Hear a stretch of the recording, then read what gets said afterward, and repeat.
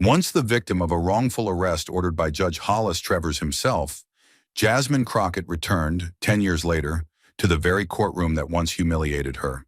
But this time, she didn't come back with her head down. She came back leading a takedown that shook the system to its core.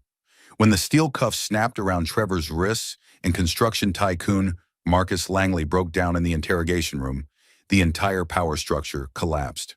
The only question is, how did Jasmine turn her past humiliation into the most powerful legal revenge the Texas courts have ever seen? Stay with us. This is a story worth every second of your time. Houston, Texas. The courthouse was a furnace of tension. Police at the doors, press flooding the steps, and inside, every seat taken. On trial, Marcus Langley, a contractor accused of siphoning millions from school construction funds. But all eyes were on the woman leading the charge, Jasmine Crockett. She wasn't just here to argue law. She was here for justice. Real, personal justice. Because sitting on the bench, cloaked in black arrogance, was Judge Hollis Trevors, the man who once had her arrested for peacefully protesting police abuse a decade earlier. Back then, she was a law student with a cardboard sign. He'd signed her warrant with a smirk. Now she stood in heels, armed with subpoenas and scars. Trevors, known for crushing young lawyers, especially women, barely acknowledged her. But Jasmine didn't need recognition. She needed results, and she'd brought fire.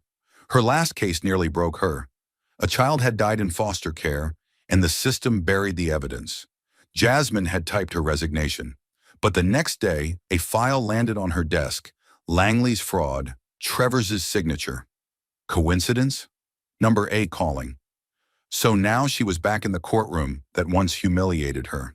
And this time she wasn't alone. She had evidence, witnesses, and a storm that would tear his legacy apart. The courtroom doors had barely closed before Judge Hollis Trevors began tearing into her. Jasmine hadn't even finished placing her binder on the table when his voice boomed across the chamber, sharp and dripping with hostility. "Miss Crockett," he snapped, glaring at her like she just tracked mud onto the carpet. "I suggest you leave the performative nonsense at the courthouse steps." He didn't look up from his papers, just flipped a page slowly, then shook his head. "Because if you think this room is another stage for your justice crusade, you're about to be very disappointed." The defense attorneys chuckled under their breath. Trevors caught the reaction, then leaned back in his chair, hands folded like a man ready to deliver a lecture rather than preside over a trial. "Let's be clear from the start," he continued, now locking eyes with her. "This isn't Twitter. This isn't a TED Talk. This is a federal courtroom. And that outfit, that tone, and that attitude, you're already walking a fine line." He paused.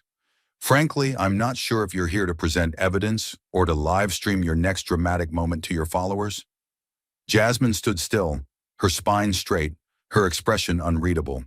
But she felt the sting behind his words. She was wearing a gray tailored suit, nothing flashy. No jewelry except her watch. No makeup beyond the bare minimum. Still, it didn't matter. To him, her presence alone was an affront. He wasn't just challenging her professionalism. He was questioning her right to stand in that room at all. "You've built quite a reputation," Trevors said louder now, glancing toward the jury as if to make them co-conspirators in his disdain. "Activist turned attorney, social media darling. I've read about you, viral videos, sound bites, flashy cases full of righteous speeches. But let me tell you something, Miss Crockett. Real law isn't done in 30-second clips. Real law isn't about trending hashtags and public opinion. It's about rules, structure, discipline, and I don't give a damn how many followers you have. None of that holds weight here." He slammed her motion packet down on the bench. The sound cracked through the courtroom like a gunshot. "This," he growled, "is not compelling. It's not even competent. It reads like you wrote it on the plane after watching too many courtroom dramas. Assumptions, accusations, conspiracy theories. Is this how you intend to argue a case involving over $300 million in taxpayer money? With vibes and volume?" The room was silent, except for the scratch of reporters' pens and the low hum of the air vents. Even the clerk had stopped typing. Jasmine could feel every eye on her. some with sympathy, others with suspicion, all of it pressing down like concrete. Travers stood from the bench, an unusual move for a judge during pretrial remarks. But this wasn't about decorum anymore. He wanted to dominate her physically, visually, and psychologically. "You want to know what I see when I look at you, Miss Crockett?" he barked. "I see someone who thinks being loud is the same as being right, who thinks throwing around big words and emotional appeals makes up for weak evidence and thinner logic. But this court is not your classroom, and I am not here to play your foil in some legal theater." Her assistant leaned in just enough to whisper, "He's baiting you. Don't bite, not yet."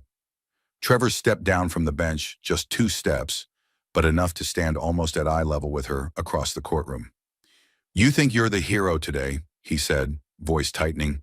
"But let me make one thing absolutely clear. I will not let you hijack this courtroom with sensationalism. I will not tolerate posturing, and I will not be intimidated by some internet attorney with a chip on her shoulder." Jasmine's heart pounded in her chest, but her breathing stayed slow. She had trained for this, for him. Every insult, every backhanded comment, every stare designed to belittle and destabilize her, it was all calculated. Travers had done this before. He didn't fear evidence, he feared exposure. And he'd go to any length to discredit the one person in the room with the courage to put him on the record. The assistant's voice was barely audible now, but deadly serious. "He's not going to let you win, Jazz.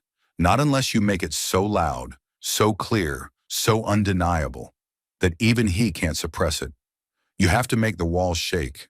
She nodded once slowly, almost imperceptibly, because she wasn't here to impress Judge Travers. She was here to take him down, brick by brick, word by word, truth by explosive truth. But what Judge Travers didn't know, what no one in that courtroom knew, was that Jasmine had come armed with more than paper. Long before she stepped into that courtroom, a ghost from his past had already handed her the key to shatter everything he was trying to protect. Jasmine's hands trembled slightly, not from fear, but from the unbearable tension that had been building like a dam about to burst. She had endured everything Travers had thrown at her: the dismissals, the mockery, the outright sabotage of procedure. He had ruled out every exhibit, bank records, subpoenaed emails, sworn affidavits, as if facts were just distractions. He crushed every submission with the gavel of arrogance. The jury had watched silently as their judge turned his bench into a fortress of bias. And yet Jasmine remained composed, knowing something Travers didn't, that the truth he worked so hard to suppress had already been placed in her hands by someone who used to serve him. Just before entering the courtroom that morning, in the gray stillness of the staff garage 2 levels below, Jasmine had been approached by a woman in a long tan coat. She moved slowly, as if regret weighed more than her bones. "Ms. Crockett," she whispered, her voice barely a ripple in the silence. "I used to work for him." Jasmine turned. The woman glanced over her shoulder before continuing.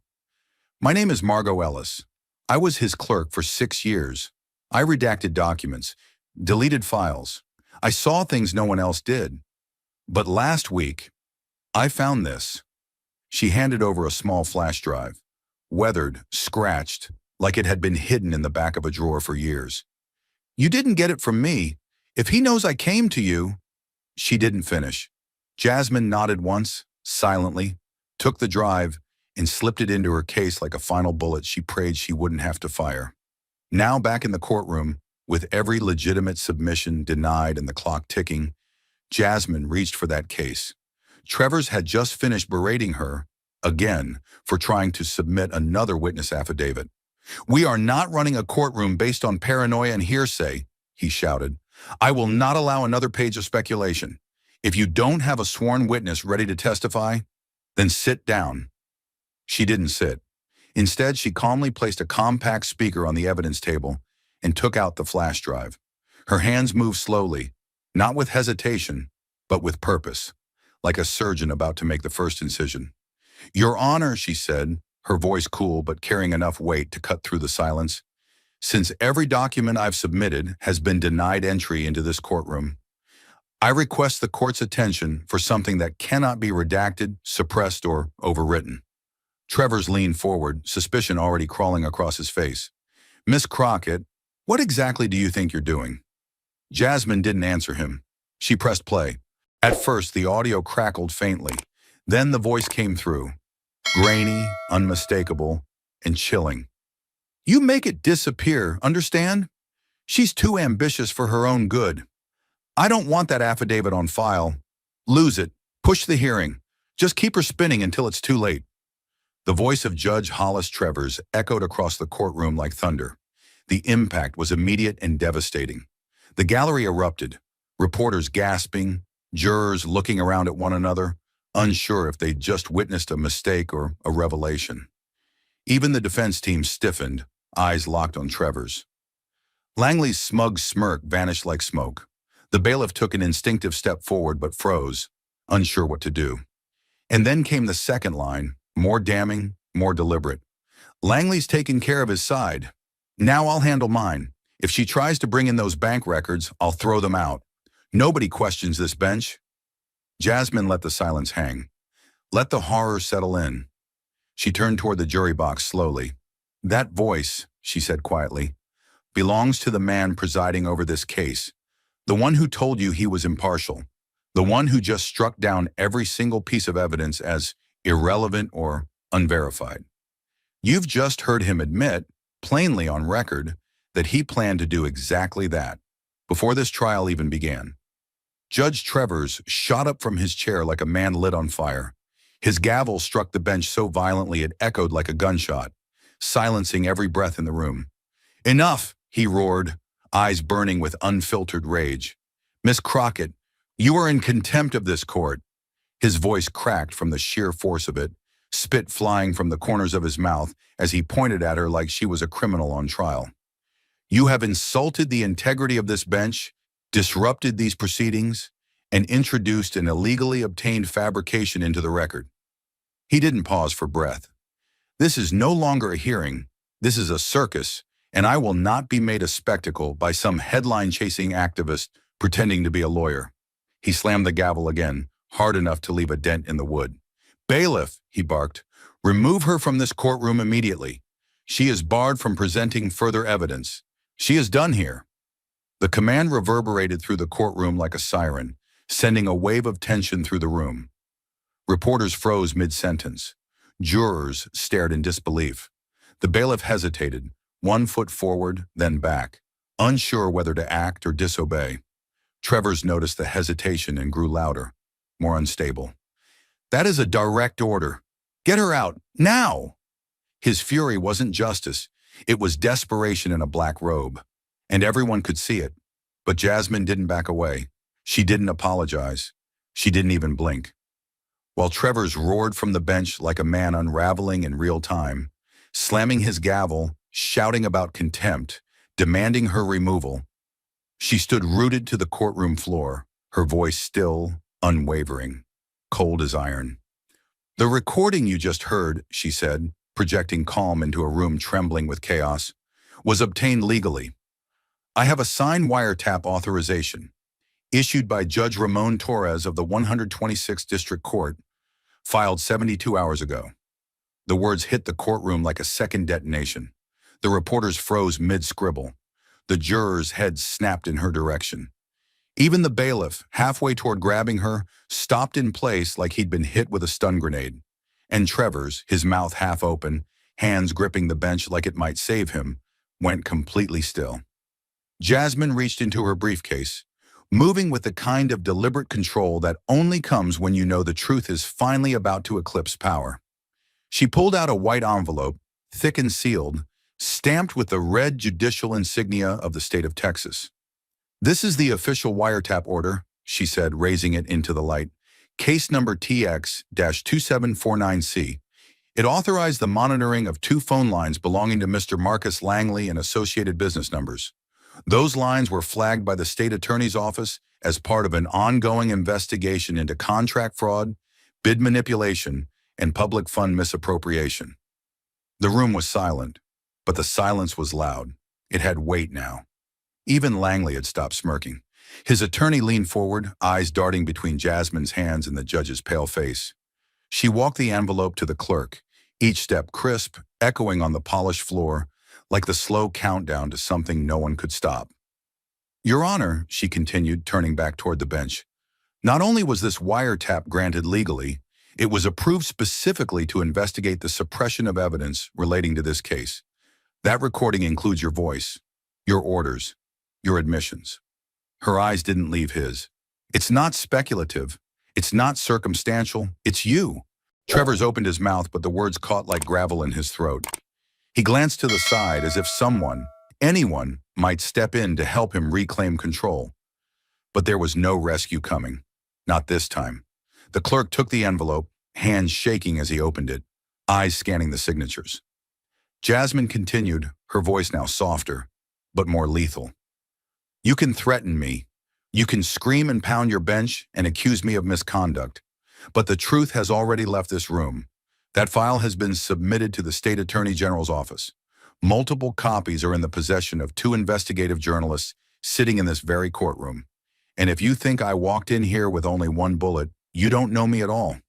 Trevor's hands, once clenched in fury, now trembled ever so slightly on the bench. The bailiff still hadn't moved.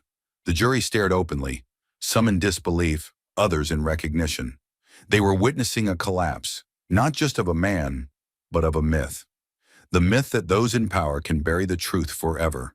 And Jasmine, never raising her voice, never once pleading, had just driven a legal dagger straight through the heart of that illusion. The courtroom was paralyzed. Trevor's face, once flushed with arrogance and fury, now looked waxy under the overhead lights, as though every ounce of power had drained from him. But Jasmine wasn't done. She didn't just intend to reveal his corruption, she intended to make it undeniable. Her movements were deliberate as she reached back into her briefcase. This time she retrieved a heavy black binder, thick, zippered, stamped with an official state investigator's seal. She unzipped it slowly, letting the metallic teeth of the case sound louder than Trevor's cracking silence. Ladies and gentlemen of the jury, she began, eyes locked on the front row. We have already heard the voice of this judge authorizing the burial of evidence. Now let's talk about why he wanted that evidence buried. She flipped open the binder and extracted a stack of papers held together by 2 brass fasteners. This is Plaintiff's Exhibit 24G, a complete record of wire transfers originating from Crestwood Holdings Lemonade, an offshore company with no physical office, no employees, and no identifiable product. And yet, over the span of 9 months, Crestwood moved more than $1.3 million into an account registered under the name H. Travers Consulting, LLC. She let the weight of the name sit. No such LLC exists in Texas or any other U.S. state. We search federal databases, state registries, and business license directories. It's a ghost, created for one purpose, to receive money in the dark.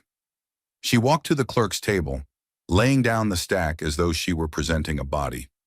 The deposits are spaced methodically, each one following a major bid approval in the Langley School construction contracts by 10 to 14 days. The amounts aren't random, $110,000, then $150,000, then $125,000, each aligning with a project stage. If this were a coincidence, it would be the most mathematically suspicious coincidence in the history of public contracting. Her voice didn't rise. It tightened, like a wire being pulled between stone pillars. But there's more. She reached into the side pocket of the binder and pulled out a single page in a plastic sleeve. This is a bank statement from Echelon Private Bank in Zurich, Switzerland. This document, sourced through cooperation with the Swiss Financial Regulatory Authority and authenticated by the U.S. Financial Crimes Task Force, shows a $400,000 transfer from Crestwood Holdings to an account under the name Bryce K. Talbot. She turned to Travers and locked eyes. That's your brother-in-law, a man with no business in construction, no employment record in public service, and yet somehow he received nearly $500,000 1 week after a major school bond was approved. Gasps turned into whispers. The jury leaned forward. A reporter in the second row dropped her pen. Even Langley, who had been leaning smugly against the defense table minutes earlier, now sat with his hands pressed together, pale and still. And Travers? He didn't move. His hand hovered over his gavel, not out of authority, but because it was the only thing left to hold. Jasmine stepped back to the center of the courtroom like it was a stage she was born to stand on. not as a performer, but as a truth bringer. Her voice slowed, sharpened. This isn't about a technicality. It's not about one shady company or a crooked contractor. This is a blueprint, a pattern, a system, where judges like Hollis Trevors turn courtrooms into gatehouses for the powerful, where shell companies act as laundromats for dirty public money, and where silence is the currency of survival. She turned to the jury again, voice rising just enough to echo. This is no longer a case, she declared. This is a dismantling, a reckoning, a revelation that what we thought was justice has been nothing more than architecture designed to keep people like him in power.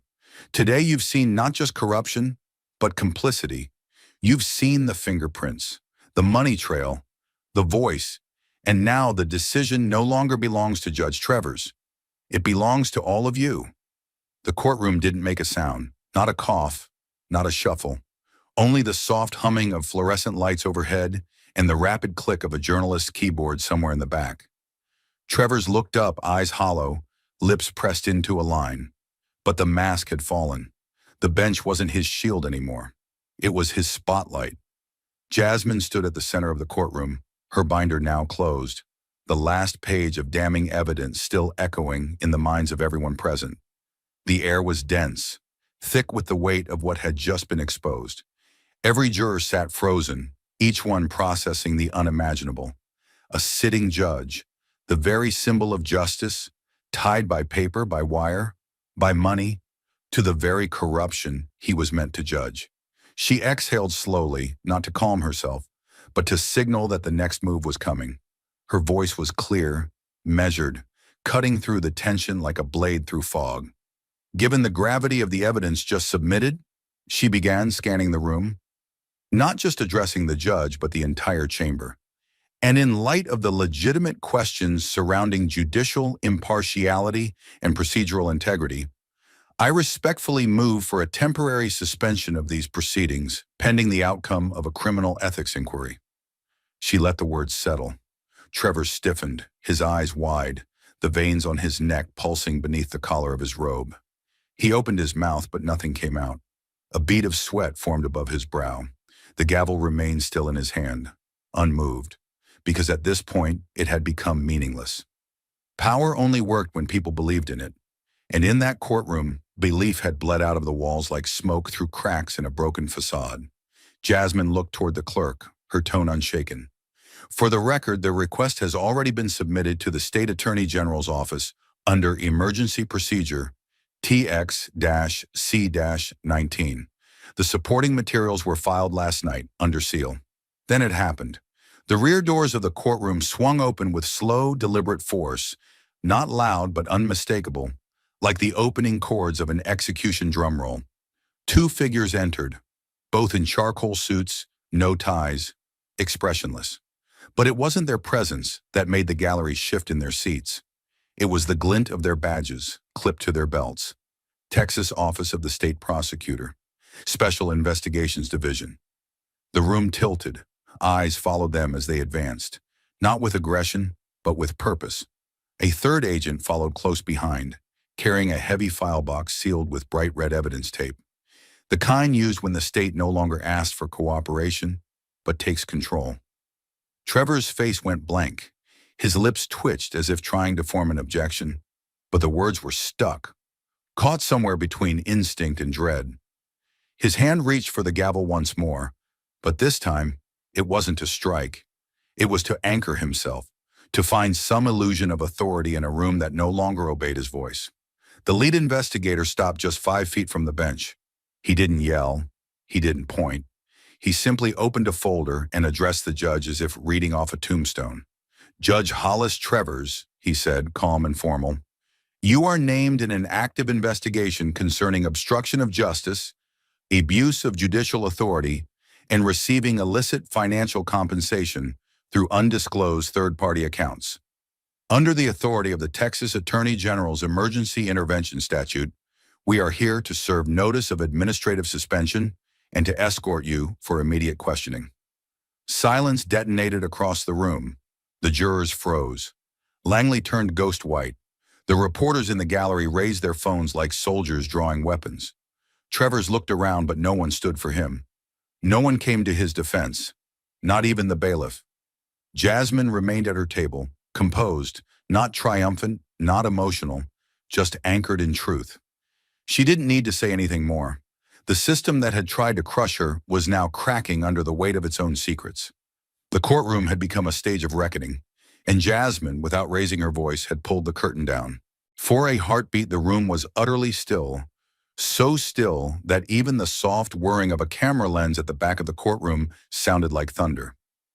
Judge Travers, once towering in authority, now stood cornered behind his own bench, breathing hard, chest heaving, like a predator suddenly realizing the cage had closed from the outside. His eyes darted wildly, searching for something, someone to rescue him. But there was no ally left. The attorneys were silent. The clerk had stopped typing. The bailiff stared at the floor. Only Jasmine held his gaze, not with vengeance, not even with triumph, but with the silent force of truth made visible. "You can't," Trevor snarled, voice breaking under the weight of disbelief. "You can't do this. This is my courtroom, mine." His voice cracked again, more raw this time, less rage, more fear. He reached for the gavel with a trembling hand, as if the feel of it might restore his command, like a fallen king grasping a crown he could no longer wear. But it didn't make a sound. The investigator didn't even flinch. Calmly, methodically, he opened a leather pouch on his belt and pulled out a gleaming pair of stainless steel cuffs. "Sir," the agent said evenly, "you are being detained under suspicion of judicial misconduct, bribery, and obstruction of justice. We are acting under direct authority from the State Attorney General. You no longer have jurisdiction here. Step down from the bench." Travers didn't move. He shook his head, almost laughing. Bitter, dry, hollow. "This is a mistake," he stammered. "You're playing into her hands. She's a fraud. She doctored everything." His finger jabbed in Jasmine's direction, wild and accusatory. "She came in here to humiliate me. You're going to take her word over mine? You think the people want this chaos?" The gallery didn't answer. The jury didn't move. And Jasmine didn't even blink. Because in that moment, it was clear to everyone. The only chaos that existed had been carefully hidden beneath his robe for years. And now someone had dared to name it. "Turn around," the investigator repeated, voice lower now, sterner. "Don't make this harder than it needs to be." But Travers didn't turn. He grabbed the edge of the bench, knuckles bone white, as if clinging to it might reverse the collapse. "You'll regret this," he spat, his voice cracking like dry glass. "You hear me, Crockett? You'll regret this for the rest of your life. You think this is justice? You think this makes you a hero?" But even as he screamed, the agents moved in. One took his left arm, the other his right. He struggled, not violently, but like a man unraveling, shouting empty threats into the silence of a courtroom that no longer feared him. And then came the click. The metal cuffs closed over his wrists with a crisp finality that sounded louder than any verdict ever spoken. Flashes erupted from the gallery, camera shutters firing like gunshots, capturing the moment from every angle. The once untouchable judge, now cuffed, robe wrinkled, hands behind his back. Reporters scrambled to file alerts. One whispered, "This is going live in 20 seconds." Trevor's shoulders sagged as he was led away, each step heavier than the last. His face, red and trembling, turned toward Jasmine one final time. Eyes bloodshot, mouth twitching, but utterly defeated. Whatever power he once held had vanished into ink, audio, and truth. As he crossed the threshold toward the exit, a voice broke the silence. Not loud, not theatrical, but rich with quiet history. It came from the back row, where an elderly black man, dressed in a faded gray suit and worn leather shoes, leaned slightly forward in his seat. His eyes never left Trevor's. His voice, though low, carried. "Finally," he said almost reverently, "someone stood up." The words echoed in the silence like a blessing. Jasmine heard them. So did the jury, so did the press.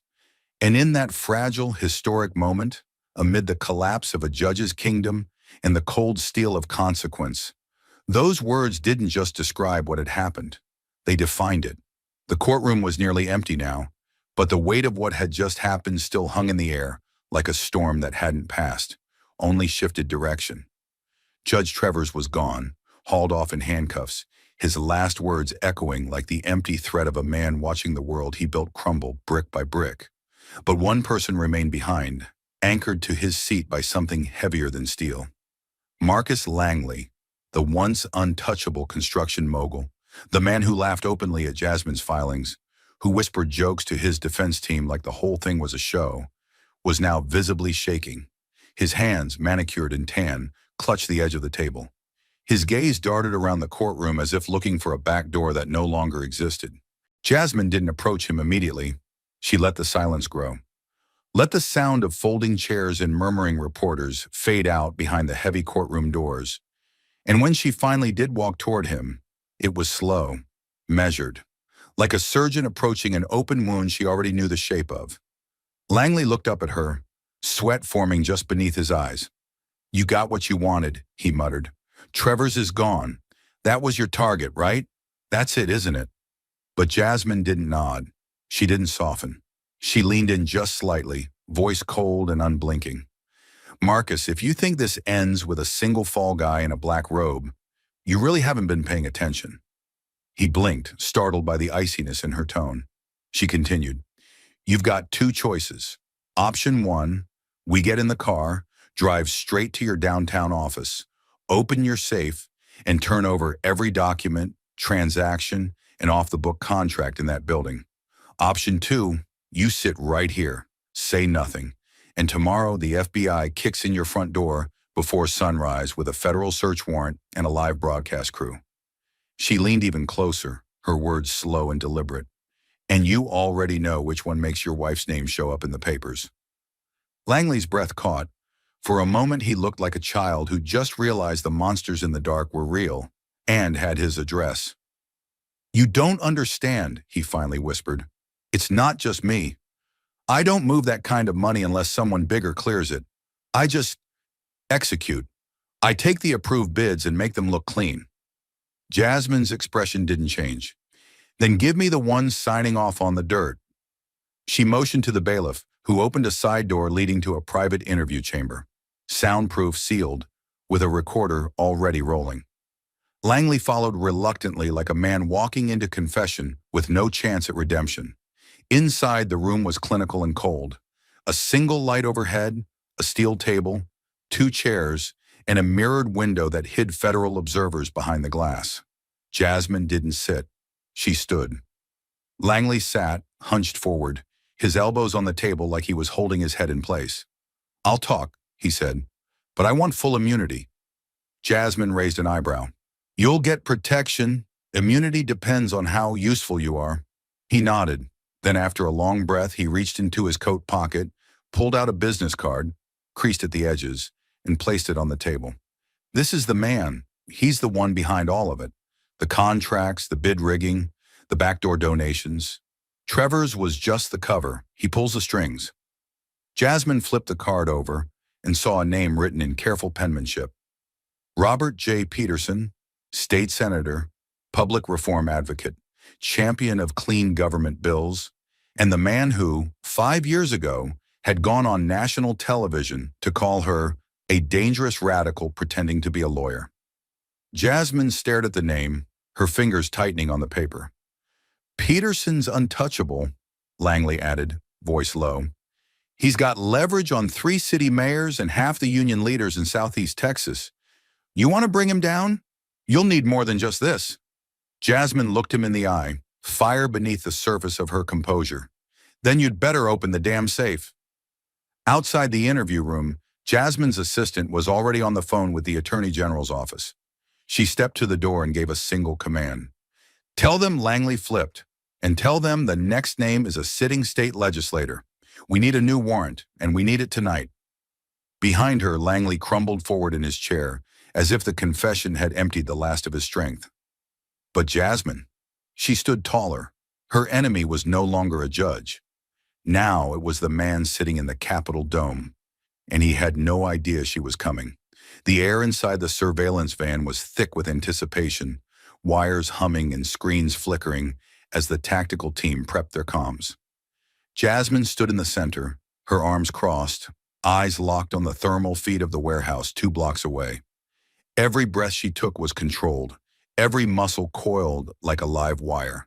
She was no longer the outsider battling in someone else's courtroom. Tonight, she was the one setting the trap. Beside her, Commander Hayes of the Texas SWAT Task Force tapped his earpiece and gave her a nod. "He's here. SUV just rolled in. That's Peterson." Jasmine didn't speak. She already knew. The grainy footage showed the silhouette of a tall man stepping out of the back seat, clutching a black leather briefcase like it held a nation's secrets. And in a way, it did. The location was no accident. A condemned distribution warehouse on the city's edge, long forgotten by zoning officials and conveniently absent from the latest tax records. It was the perfect meeting point. Quiet, remote, shielded by empty lots and a steel fence rusted with silence. Peterson wasn't just coming to chat. According to Langley's confession, this was the final pass-off, the moment when the state senator would hand a sealed folder of fraudulent infrastructure contracts to a known offshore fixer. Jasmine had cross-referenced the man's name through Interpol and matched 3 shell companies to the same address in the Caymans. Tonight's meeting would finalize the laundering of over $45 million in misappropriated public funds, unless they stopped it cold. "2 more going in," Hayes muttered, watching the feed. "Bodyguards, armed." Jasmine leaned in toward the radio mic. "Confirm you've got eyes on the bag?" The sniper positioned on a rooftop 2 buildings away answered instantly. "Affirmative. It hasn't left Peterson's hand. Brown leather, steel clasp, looks heavy." Jasmine's mind raced. That bag wasn't just a prop. It contained duplicates of every fake contract Langley mentioned. False estimates, overpriced bids, signature pages preloaded with forged names. Enough to indict half the political donors in the state. If Peterson got away, those documents would vanish into the wind, and with them, justice. Hayes gave the go. "Team 1, you're green in 30 seconds. Breach pattern C. We take him alive." The SWAT team confirmed, already moving into position. 2 from the south alley, 1 through the loading dock, and 2 covering the east wall near the power junction. Jasmine grabbed her vest from the seat and zipped it tight. "I'm coming with you," she said, her voice flat but electric. Hayes raised an eyebrow. "You're not law enforcement." "I'm the reason we're here," she snapped. "That man tried to destroy my life, and everyone who trusted this government to protect them. I need to see how it ends." Hayes nodded once. No argument. Outside, the moon hovered low and sharp over the skyline, casting everything in silver tension. Jasmine followed behind the second SWAT wave as they crept up the loading ramp, her pulse a steady war drum in her chest. Inside the warehouse, voices echoed faintly. Peterson was speaking. Through the thermal camera feed, she saw him pacing, gesturing with the case, talking to a man in a gray suit with a tablet. "That's the broker," Hayes whispered into comms. "Money's transferring now." Then, "Execute." The breach was a controlled thunderstorm. Flashbangs detonated in synchronized bursts, shattering the quiet with light and sound. "Go, go, go!" The team surged through the doors, one from the side, one from the floor, rappelling down from the catwalk like shadows with rifles. Chaos erupted. The fixer dropped the tablet and ran for the back exit. Peterson froze for half a second, then bolted in the opposite direction, the briefcase still clutched tight in his hand. "Senator Peterson, stop! Hands in the air!" One officer yelled, chasing after him. Jasmine burst into the space moments later, ducking past a splintered pallet. She spotted him weaving through broken shelving, knocking over boxes in a mad dash toward the garage exit. "He's heading east!" she shouted. "Cut him off!" Peterson was panting, desperate, eyes wild as he hit the rolling door and shoved it open an inch before a SWAT agent tackled him to the ground. The case skidded across the concrete and slammed into a metal crate. "Clear! We've got him!" came the shout over comms. Jasmine ran up just as they lifted Peterson to his feet. His tie was askew, his face twisted in disbelief, as if he couldn't fathom the moment had actually arrived. "You're making a mistake," he spat. "I'm a state official. This is a political attack." Jasmine stepped forward slowly. "Then I assume you'll have no problem explaining what's in that briefcase. or why your fixer was live routing funds through a Cayman shell tied to 3 federal indictments. The officer opened the case with a gloved hand. Inside, stacks of sealed folders, each marked with forged bid labels, engineering diagrams with falsified signatures, and one flash drive wrapped in a rubber band. "That's everything," Jasmine whispered. "That's the whole operation." Peterson's shoulders sagged as if someone had cut his strings. "You'll never make it stick," he said weakly. "You think the voters care? They'll forget in a week." Jasmine didn't blink. "We're not here for voters," she said. "We're here for the truth." As the agents read Peterson his rights and led him to a waiting armored van, Jasmine stood still, surrounded by empty crates and shattered silence.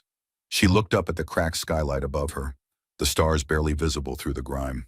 A gust of wind blew through the warehouse, lifting one loose contract page from the floor and carrying it toward the door.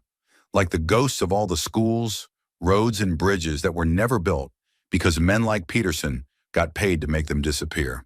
And for the first time in years, Jasmine didn't feel like she was chasing justice. She felt like she had finally caught it.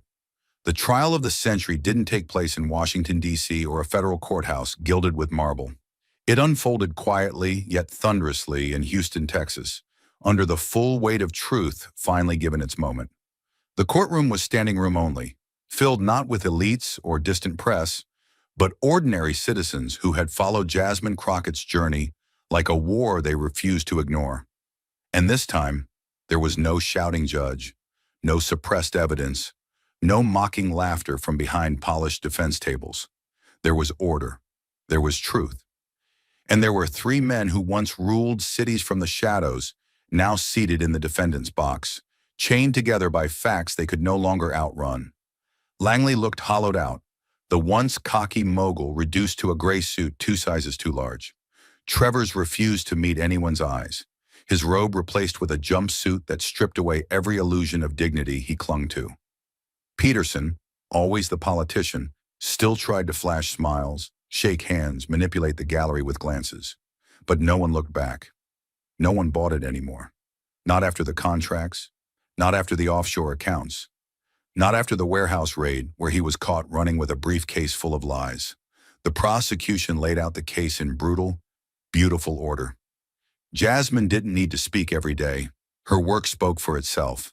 The paper trail, the recordings, the ledger, the map of betrayal etched across 10 years of deals, dinners, and destruction.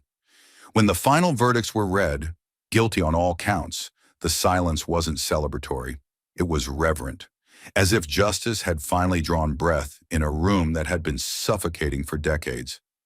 Langley, 18 years for conspiracy and wire fraud. Travers, 25 years for judicial corruption and obstruction of justice. Peterson, 30 years without parole for orchestrating a criminal enterprise that spanned from city halls to corporate boardrooms. Jasmine stood in the back of the courtroom, arms folded, not in victory, but in vigilance. She didn't smile. She didn't gloat. Her presence alone was louder than any cheer could ever be. Outside, the media waited, not with microphones, but with reverence. Her name was no longer just attached to the case. It had become a movement. Crockett Doctrine, they called it. A new model for accountability. A roadmap for pushing back against systems designed to silence truth. But what surprised Jasmine most wasn't the headlines. It was what came after. The letters, the messages, the envelopes that began arriving at her office one after another, by the dozens, then the hundreds, then the thousands. Not from donors, not from politicians, from people, the forgotten, the trampled, the invisible. One came from a retired Army colonel in Georgia. His handwriting was shaky, but his words sharp. "I've served in 2 wars," he wrote, "but the battle you fought in that courtroom showed more courage than I ever did under fire. Thank you for reminding this country what integrity looks like." Another came from a woman in Iowa, 87 years old, who had once lost her house to an eminent domain scheme Peterson had silently greenlit. "They said the city needed my land for a school. There's still no school there, just a parking lot and silence. Thank you for making the silence speak." One came from a man who had spent 19 years in prison for a crime he didn't commit. His letter was just 3 sentences. They told me the law doesn't care. Watching you made me believe it could. Jasmine read every single one. Some days she wept quietly at her desk, alone. Other days she read them aloud to her team. They built a wall in the office, not with awards or headlines, but with the letters. Handwritten, typed, mailed with no return address, covered in stamps and stickers, and sometimes still smelling of smoke or lavender or tears. They called it the Wall of the Silenced. And every time she passed it, she remembered why she'd sworn, 10 years ago in a jail cell, with cold steel tight around her wrists, that she'd never let anyone else be erased the way she almost had been. And still, the work didn't stop. After the trial, Jasmine was offered TV deals, book contracts, even Senate endorsements. She declined most of them. "This isn't a brand," she said once to a reporter. "This is a reckoning." Instead, she started something no one expected, a legal task force dedicated to reinvestigating old corruption cases, especially ones dismissed by compromised judges, like Trevor's. She called it the Unfinished Project, and within 6 months, her team had reopened 31 cases. 12 convictions were overturned. 2 wrongfully imprisoned men walked free into the arms of families who hadn't touched them in decades. The nation watched in awe and fear, because for every person who called her a hero, there were others whispering she was dangerous, that she was burning down the system, that she was going too far. But Jasmine knew the truth. The system had already been burned. She was just refusing to let the smoke be swept under the rug. One night, long after midnight, she sat alone in her apartment, surrounded by stacks of new letters, when a package arrived. No name, no return address. Inside was a photograph. It showed Jasmine in court, standing alone, binder in hand, staring down Judge Trevor's. On the back, scrawled in pencil, was one line: "This is what courage looks like." She sat with the photo in her lap for a long time. Then quietly she stood up and pinned it to the Wall of the Silenced. Not as a trophy, as a reminder. Because courage didn't come from victory. It came from walking into a room where you weren't wanted, where every rule was written to break you, and standing anyway. It came from being mocked, ignored, threatened, and speaking anyway. It came from being told over and over again, "You don't belong here," and answering back, "Watch me." Justice didn't sleep anymore. Not because Jasmine Crockett had shouted louder, but because she had refused to stay quiet. The day had finally come when the relentless pursuit of truth became more than a battle. It became a beacon of hope for every soul betrayed by a system built on silenced voices and broken promises. In a grand new courtroom, filled with the weight of history and the resolve of a nation weary of injustice, Jasmine Crockett stood before a sea of faces that spanned generations. Her eyes, clear and unyielding, scanned the crowd, a mosaic of older men who'd seen decades of promises crumble, women who'd been dismissed and devalued, and those who had once been left to wander in the margins of society. For them, every cold decision, every manipulated verdict, and every covert bribe had left scars that whispered of a time when truth was suppressed and justice was a far-off dream. But here, in this moment, Jasmine's presence radiated with the power of steadfast integrity, a quiet force that defied the roar of corruption. "Truth doesn't need to shout," she declared, her voice resonating like a rallying cry through the hushed hall. "It only needs to stand firm, unyielding, and unafraid." Her words were not merely a statement, they were an embodiment of a journey fought with every ounce of perseverance and an unbreakable will forged in the crucible of hardship. For years she had been the target of injustice, repeatedly cast aside by those who thought power could silence determination. And yet she had risen from every fall, transforming every moment of despair into a testament of resilience and hope. In that courtroom, where the echoes of past oppressions met the promise of a new dawn, Jasmine's voice united those who had long been ignored, a clarion call for a future defined not by what was taken, but by what could be reclaimed. As the final verdicts echoed through the chamber, sentences for Langley, Travers, and Peterson that marked the end of an era of unchecked corruption, a palpable silence settled over the room, heavy with the realization that true justice had finally been served. Outside the courthouse, the streets buzzed with a renewed energy as the news broke. A system once cloaked in deceit had been dismantled piece by piece by the unwavering determination of a single woman. For every older veteran who had fought battles on distant battlefields, for every elderly person who had suffered from promises unfulfilled, and for every individual wrongfully condemned by a system that thrived on neglect, Jasmine's victory was a vindication, a signal that the long-forgotten could rise again. Letters began to flood her modest office, each envelope a personal chronicle of hardship and hope. A retired Marine from Virginia, his voice weathered by years of service and sacrifice, wrote, "I've seen wars fought and promises broken, but watching you stand in that courtroom has rekindled a fire in me, a belief that the system can change if we dare to challenge it." An elderly woman from a small Midwestern town, whose life had been upended by corporate greed and governmental neglect, penned tear-stained lines proclaiming, "You've given us a reason to believe in justice again, to dare to hope that every wrong can be righted." Even those who had spent long, lonely years behind bars, wrongfully convicted and forgotten, sent their silent, heartfelt thanks, declaring that Jasmine's courage had restored a measure of dignity and faith in the law.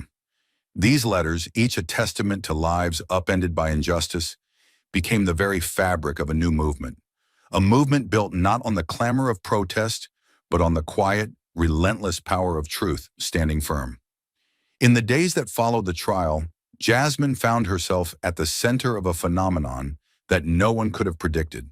The media heralded her not as a controversial figure or a renegade lawyer, but as a champion for the downtrodden, a beacon for those who had lost faith in institutions that were meant to protect them.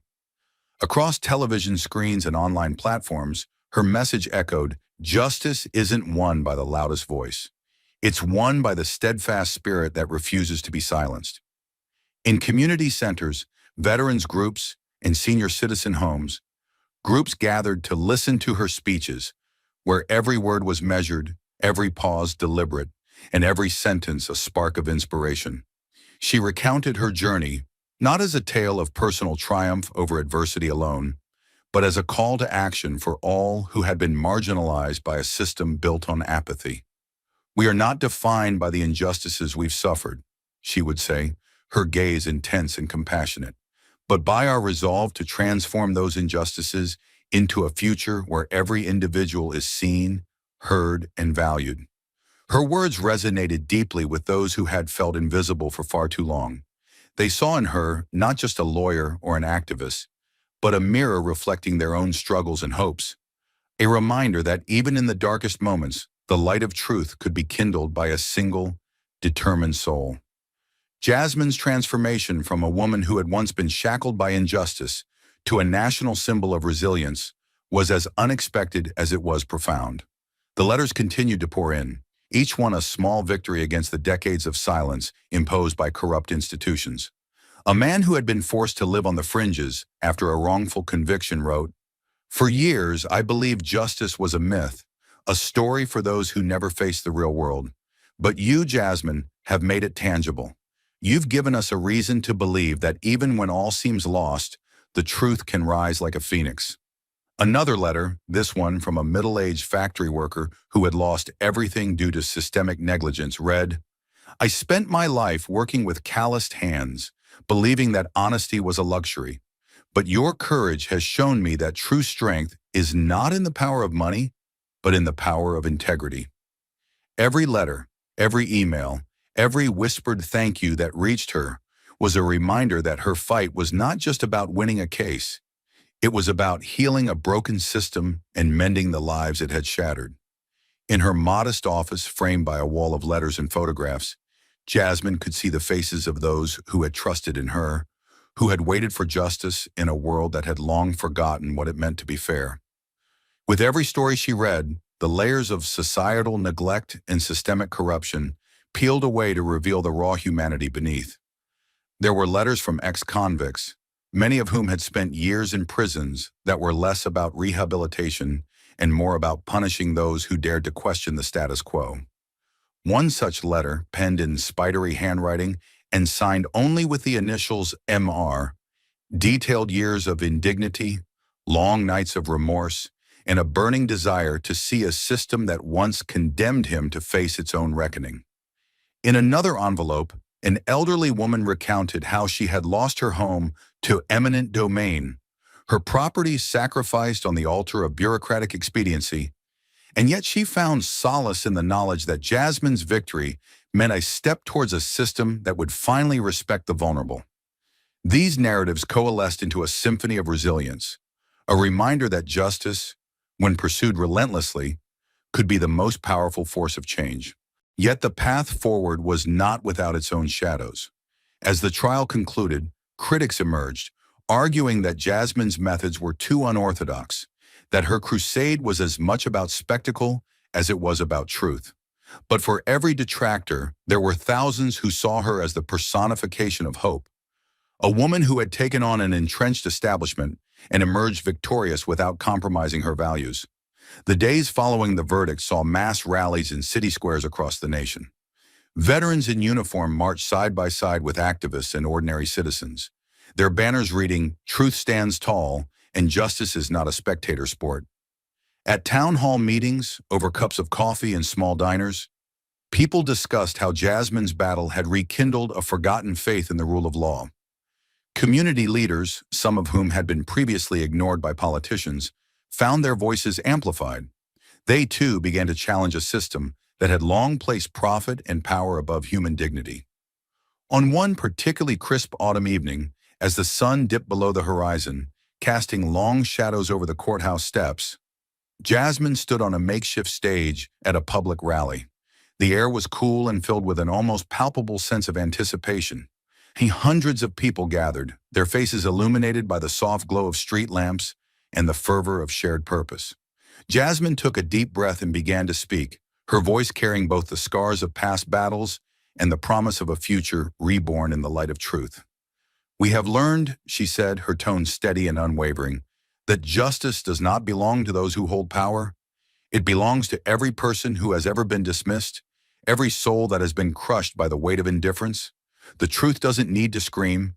It only needs to stand, firm and resolute." Her words washed over the crowd like a tide of reassurance. Today, we stand together, not as victims of a broken system, but as warriors armed with the truth, the courage, and the unyielding will to change our world. The crowd erupted in cheers, voices mingling with the cool night air, as if the very stars above were listening in solidarity. In that moment, Jasmine was more than a lawyer. She was the embodiment of every person who had ever been betrayed by the promise of justice. A living testament to the fact that even when the system is rigged against you, the power of perseverance and the strength of a steadfast heart can create ripples that transform the entire landscape. Her message was clear and uncompromising. The true measure of justice is not in the authority wielded by those in power, but in the courage of those who dare to challenge that power. "Our fight is not over," she continued, eyes sweeping over the sea of faces that reflected pain, hope, and determination. "But tonight we have sent a message that no matter how many times the corrupt try to bury the truth, it will always find a way to rise, unbowed and unbroken." And as the applause rose, echoing off the brick walls of that humble courthouse, it was clear that a new chapter had begun, one where justice, forged in the fires of relentless struggle, would never sleep again. The legacy of that trial and the subsequent triumph was not measured in headlines alone, but in the lives transformed by its ripple effects. In the months that followed, communities across the nation began to demand accountability. Legislation was proposed to overhaul outdated systems, to protect the rights of the marginalized, and to ensure that those who once wielded unchecked power would be held to the highest standards of transparency and accountability. Jasmine's name became synonymous with a revolution that wasn't violent, but was as unstoppable as time itself. It was a revolution built on the quiet strength of those who refused to be forgotten, on the courage of a single woman who had turned her personal struggle into a call for national redemption. For every veteran who read her words and found solace in the fact that someone was finally fighting for their dignity, for every elderly person who discovered that their pain was acknowledged, and for every wrongfully convicted individual who saw in her the promise of a fairer system. Jasmine's journey was a beacon, a lighthouse in a stormy sea of injustice, and in the hearts of those who once believed that the scales of justice were forever tipped against them, a quiet revolution was brewing, a revolution that started with one unyielding truth, that power may be wielded by many, but only the brave have the strength to stand against it. As the years marched on, and the movement Jasmine ignited continued to gain momentum, the lessons of that fateful trial were etched deeply into the national consciousness. It was said that on a chilly evening in Houston, under a sky filled with countless stars, a woman once labeled a radical stood tall in a courtroom, defying every injustice thrown her way, not with brute force, but with a steadfast commitment to truth. And as her voice echoed through every corner of the nation, from the quietest back rooms to the grandest halls of government, she reminded us all that justice is not a privilege reserved for the powerful. It is a right that belongs to every human being who dares to dream of a better, fairer world. In the end, Jasmine Crockett's victory was not measured by the downfall of a corrupt regime alone, but by the hearts and minds she transformed along the way. The letters, the testimonies, the quiet nods of gratitude from those once cast aside, they all served as a testament to the fact that when truth is allowed to stand, even against the greatest odds, it changes everything. And as the nation looked to the horizon, they saw not the end of a struggle, but the beginning of a new era. One where justice, fueled by courage, persistence, and an unwavering belief in the sanctity of truth, would never again be forced into silence. Thank you for watching until this moment, and for standing with us on this journey for justice. Your support means everything. Like, subscribe, and turn on notifications so you never miss what's next. And we'd love to hear your thoughts. Leave a comment below and let us know what moved you most in this story. Together, our voices make a difference. 5 years after being wrongfully arrested, she walked back into the same courtroom that once buried her. But this time, she didn't bow. In just 7 minutes, she exposed an entire system: a judge, a billionaire, and a city councilman. How did someone who once stood as a victim bring down the 3 most powerful men in the city, one by one? Stay with us. This is a story worth every second of your time. The walls of courtroom 9B didn't echo justice. They absorbed it. And at the center sat Judge Raymond Carver, a man who didn't need to raise his voice. One look from him could shut down the boldest attorney. For over 2 decades, he ruled this court like a tyrant in a robe, bending the law to his will, untouchable, unquestioned. No one challenged him. Those who tried were crushed, quietly, thoroughly. But this time, Jasmine Crockett wasn't just another lawyer. She stepped through those doors not to argue, but to confront. 5 years ago, she'd been dragged into this very courtroom in handcuffs, falsely arrested, humiliated, discarded. Carver had watched her suffer, unmoved, indifferent. That moment had changed her. It ignited something cold and sharp inside her. A promise. One day she'd return, and she'd come back ready. Now she stood on the same floor where her dignity was once torn apart. Only this time, she wasn't the one on trial. Today she brought the evidence. Today she held the power. And today, the man who once smirked at her downfall would finally learn what it meant to be judged. Judge Raymond Carver looked up slowly, like a man irritated by the very presence of interruption. His pen paused mid-scratch, suspended in the air as his eyes locked onto Jasmine with a mixture of boredom and disdain. Then came the smirk, a slow, serpentine curl of the lip that said, "You're nothing, and I know it." "Miss Crockett," he began, voice dripping with sarcasm, "please tell me you didn't get all dressed up just to waste my time. This isn't a school debate. You don't get points for confidence." He let the words hang, then leaned forward slightly. "You're here to accuse one of the city's top developers of fraud? Seriously? What did you bring? Some blurry printouts and a bad attitude?" The gallery chuckled.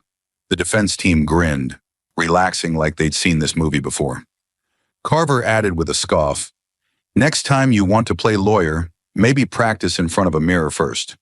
Or better yet, try a parking ticket case. You might actually win one of those." Still, Jasmine didn't flinch. She stood motionless, a steel post in a storm of condescension. Every inch of her body screamed control. She had heard worse, years ago in this very courtroom when Carver had watched her get humiliated in chains. Back then, she hadn't had a voice. Back then, she'd left this place with her name in the mud and her spirit in pieces. But today was different. She wasn't here to plead. She wasn't here to impress. She was here to burn the foundation down. Her voice sliced through the air, calm, measured, devastating. Your Honor, I'm here to expose a systematic laundering operation that's drained millions from the city and funneled them through fabricated charities. The orchestrator is Thomas Eldridge, a developer who's wrapped fraud in philanthropy for over a decade, and I have evidence to prove every word. She reached into her case, flipping open a folder with precision. The room held its breath. The smile on Carver's face stiffened. He leaned back, folding his arms like a man watching a mosquito buzz around. Let me guess, he said, his tone sharper now. You dug up some documents off Google, got fired up, and decided you're going to save the world? He shook his head slowly. Listen, I don't have time for junior detectives who watch too many courtroom dramas. This is real life, Miss Crockett. Not your personal revenge tour. He let out a short laugh. Honestly, I'm surprised you made it this far. But let's not pretend you're here to deliver justice. You're here to prove something. To yourself. Jasmine's face didn't move. She didn't blink. She only leaned slightly forward, letting the weight of her next words settle like iron. I'm exactly where I mean to be, Your Honor. And no amount of your sneering changes the fact that the evidence is real, the crimes are documented, and Mr. Eldridge is about to have a very long conversation with the law. Her tone was ice over fire, controlled fury honed by years of fighting battles no one saw. The courtroom shifted. The gallery fell silent. Carver's theatrics were met not with laughter, but unease. Somewhere, even the bailiff looked down. Carver's lip twitched, but he didn't respond. He didn't have to. Not yet. But the air had changed. For the first time in a long time, someone had refused to bow, and the mighty Judge Carver had finally met a voice that cut deeper than his own. Jasmine took a breath, centered herself, and placed the first document flat on the table, facing the judge, angled just so. Let's begin with the bank transfers, she said, her tone even but firm. These records come directly from Wellsfield Bank, showing 3 separate wire transfers totaling $1.2 million from Eldridge Development Corporation to supposed nonprofit organizations. She turned the next page with deliberate calm. These 3 entities, Hope Horizon Foundation, Citizens for Clean Start, and Healing Harbor Trust, don't exist in the IRS's nonprofit registry or the state's charity database. In other words, these aren't real charities. They're ghost accounts. Her voice didn't waver. Each transfer was listed in Eldridge's books as a philanthropic donation. But that money wasn't helping the poor. It was helping him dodge taxes and launder funds. The courtroom shifted. There was a buzz of recognition among the journalists. Well, this wasn't guesswork. It was real. But Carver leaned back in his chair like he'd just been handed a bedtime story. Miss Crockett, he said with a sigh, this is what you're leading with? Some shaky bank statements and a bunch of names that sound like summer camps? He let out a dry laugh. I could name 3 fake charities off the top of my head. That doesn't make it a crime. You're going to need a hell of a lot more than Google searches and photocopies to hold this court's attention. Jasmine didn't flinch. These aren't internet printouts. They're certified financial records from the bank, obtained by subpoena. She pointed to the stamp on each page. They show exact routing numbers, time-stamped transactions, and internal memos indicating these payments were deliberately mislabeled to avoid triggering IRS audits. Carver raised a brow and waved a hand like swatting a fly. Ah, yes, the grand conspiracy theory, a shadowy cabal of nonprofits, forged in the fires of Excel spreadsheets and coffee-stained receipts. He turned to the gallery. Ladies and gentlemen, I think we've found ourselves the star of next week's courtroom podcast. The curious case of the clueless crusader. The defense team roared with laughter. Jasmine heard it, every snide chuckle, but she refused to let it in. She simply turned to the next document. Let's talk about the construction permits, she said. These are fast-track approvals from the city planning department, all processed within 48 hours, unheard of in standard practice. She lifted another page. Each of these permits bypassed required environmental reviews and community impact assessments, and every one of them ended up directly benefiting Eldridge-owned properties. The courtroom tensed.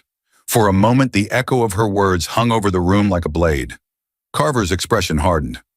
"So now you're accusing the entire planning department of corruption?" he snapped. "What's next? Aliens pulling building permits from orbit."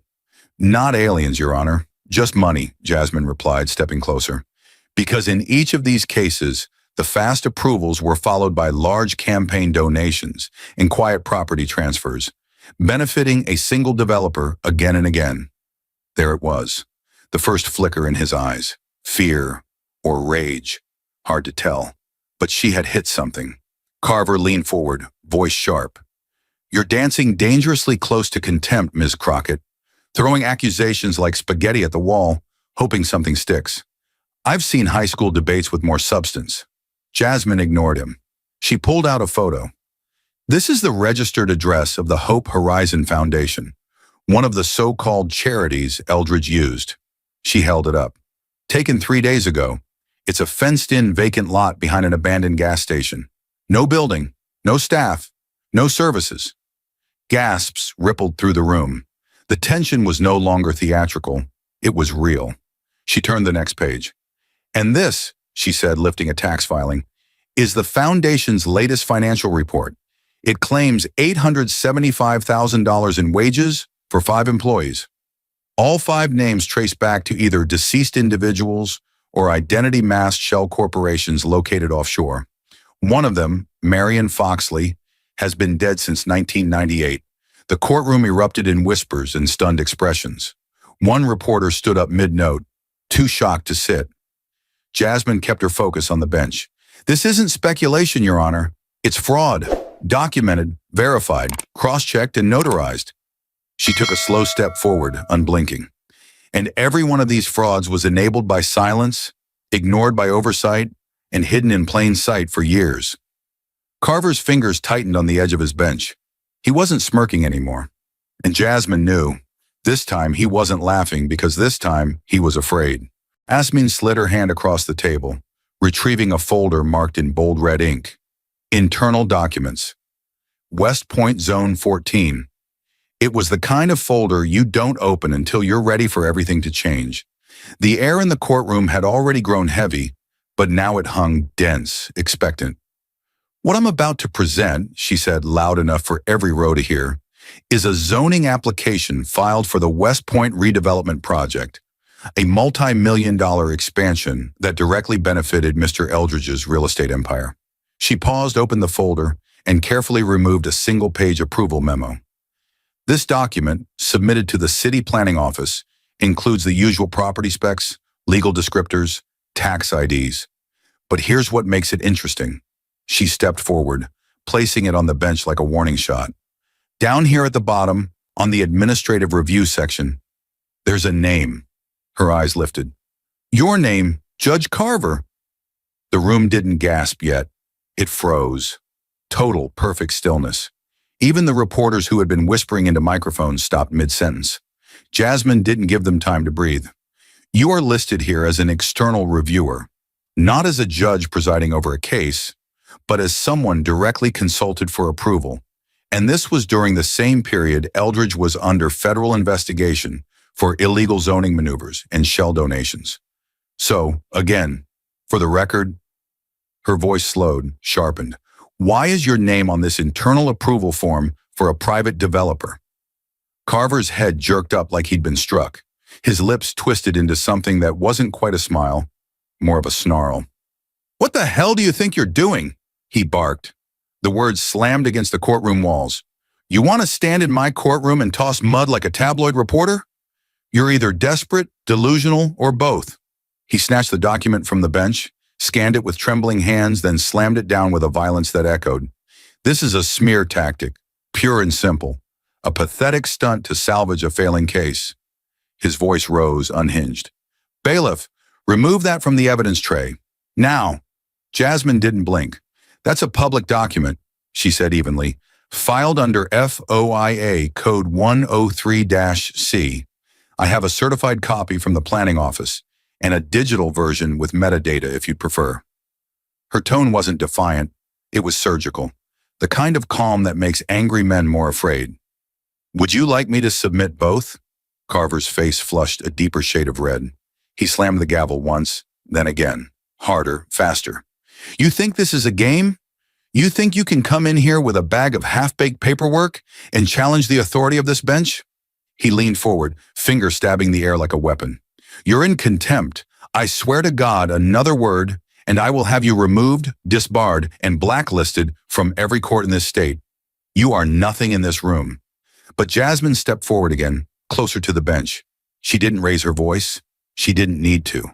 And yet I'm the one holding your name on a government document tied to a known money launderer. She laid down a second sheet. This is a city communications memo between Eldridge's project manager and a contact listed only as RC, referenced as a green light on zoning resistance. She glanced at the judge. Your initials, Judge Carver. Same time frame, same project. The gallery finally erupted. Reporters scrambled to record every word. Phones were raised. The room shook with the shift in momentum, like a tide changing direction mid-storm. Carver stood up, full height, gavel raised like a war club. You arrogant little fraud, he roared. You think you've uncovered some deep state scandal? You're nothing but a mouthpiece for lies and innuendo. I've spent 25 years on this bench, and I won't be dragged down by some overzealous crusader with a grudge and a folder of trash. You spent 25 years making sure no one asked questions? Jasmine snapped back. But today I'm asking them. And the only thing that's trash, she pointed to the document, is the trail of fake charities, forged zoning fast tracks, and backroom deals you helped bury. The courtroom wasn't a courtroom anymore. It was a war zone. Raw, exposed. Carver's hand trembled. The gavel didn't come down. He looked around the room like a drowning man, searching for allies, but even the bailiff had stepped back. Jasmine stepped into the silence. I'm not accusing. I'm showing. I'm not implying. I'm proving. And you can bang your gavel all you want, but the truth is louder now. She tapped the document one final time. So tell me, Your Honor, do you want to answer the question? Or should I let the feds ask it instead? The gavel never fell again, because in that moment, Carver had already lost the room. Carver hadn't said a word in nearly a full minute. His eyes, bloodshot with tension, darted across the room like a man trapped in a burning house, looking for exits, finding none. Jasmine let the pressure build. She didn't need to yell. She didn't need to gloat. The silence was saying enough. Then, without missing a beat, she flipped open a new folder and spoke with calm precision, as if reading the final chapter of a book she already knew the ending to. Let's move to direct testimony, she said, her voice cutting through the room like a scalpel. This is a notarized affidavit from Elena Marcos, former assistant property manager for Eldridge Holdings. She worked at the downtown office for 4 years. Her job was mostly logistics, checking mail, confirming deliveries, managing access codes. But during her final year, she was assigned one very specific, very unusual task. She held the document up.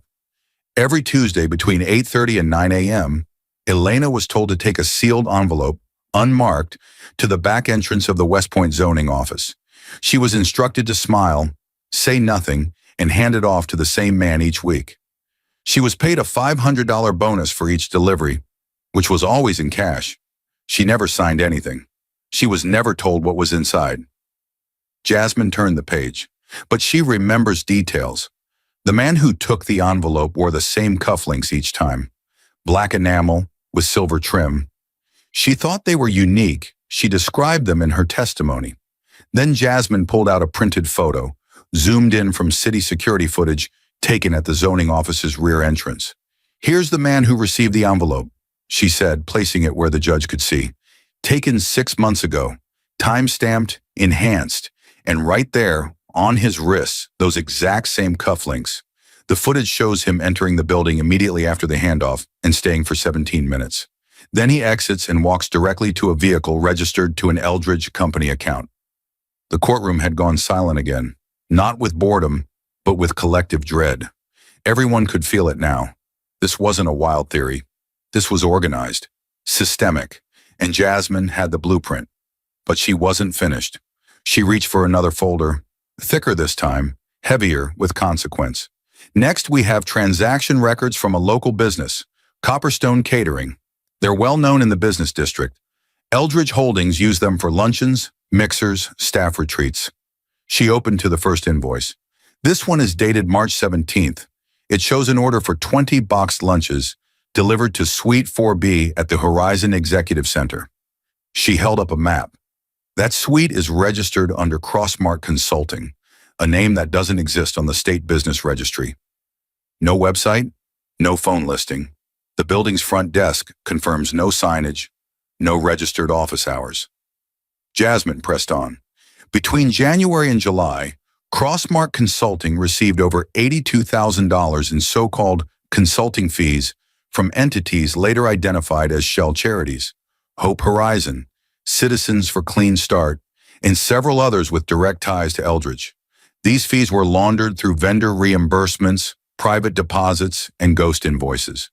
They were routed through 2 P.O. boxes and at least 1 offshore bank in the Cayman Islands. She tapped the page.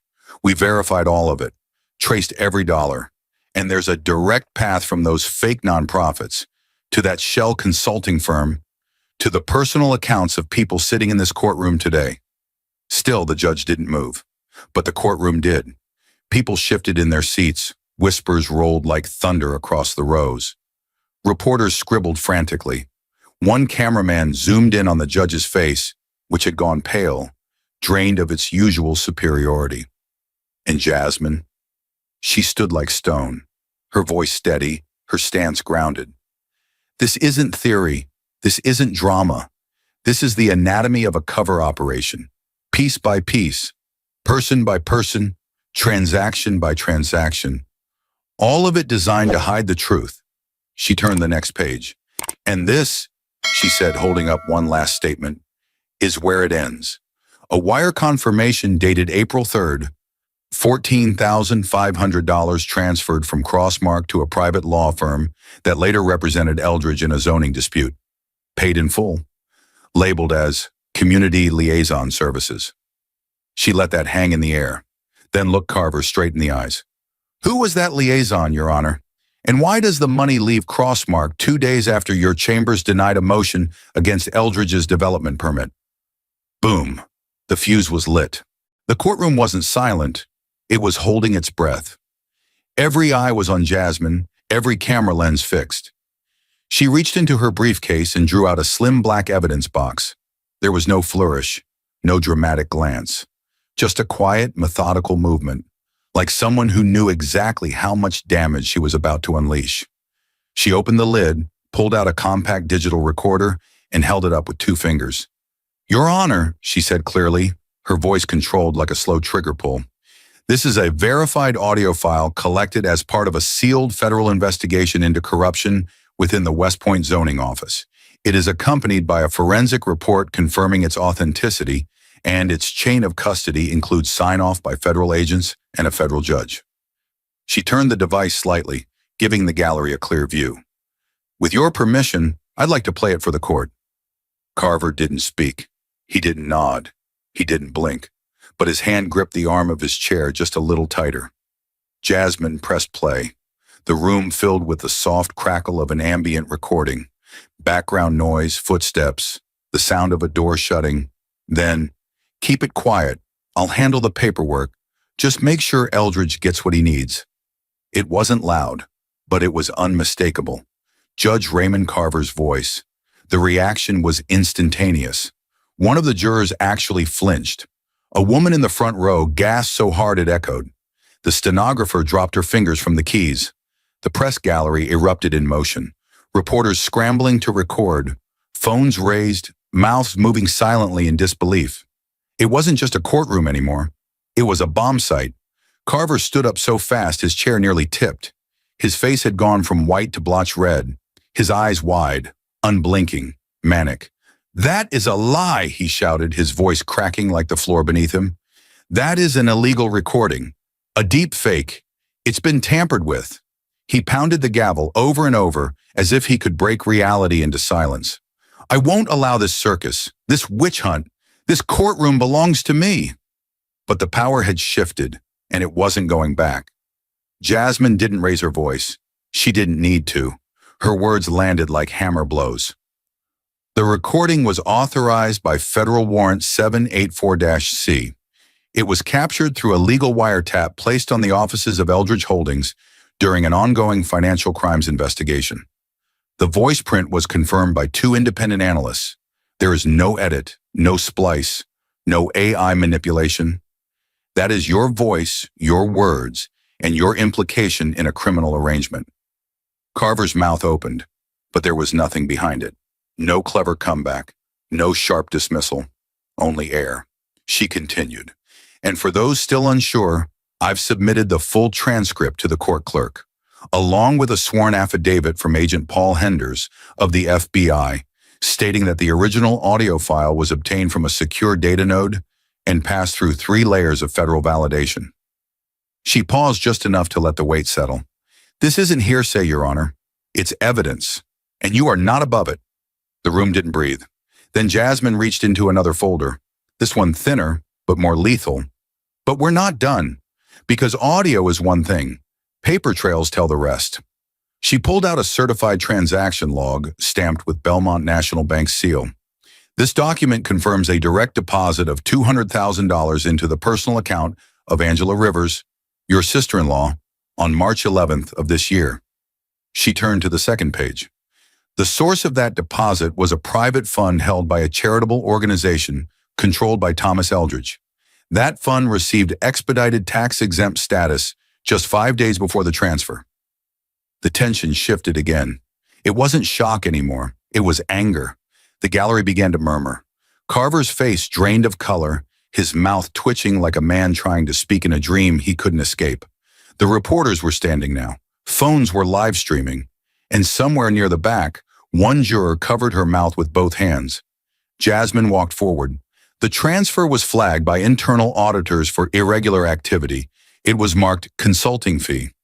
But Ms. Rivers has no consulting license, no recorded hours, no signed contract, just a name on a payout after a favor was granted.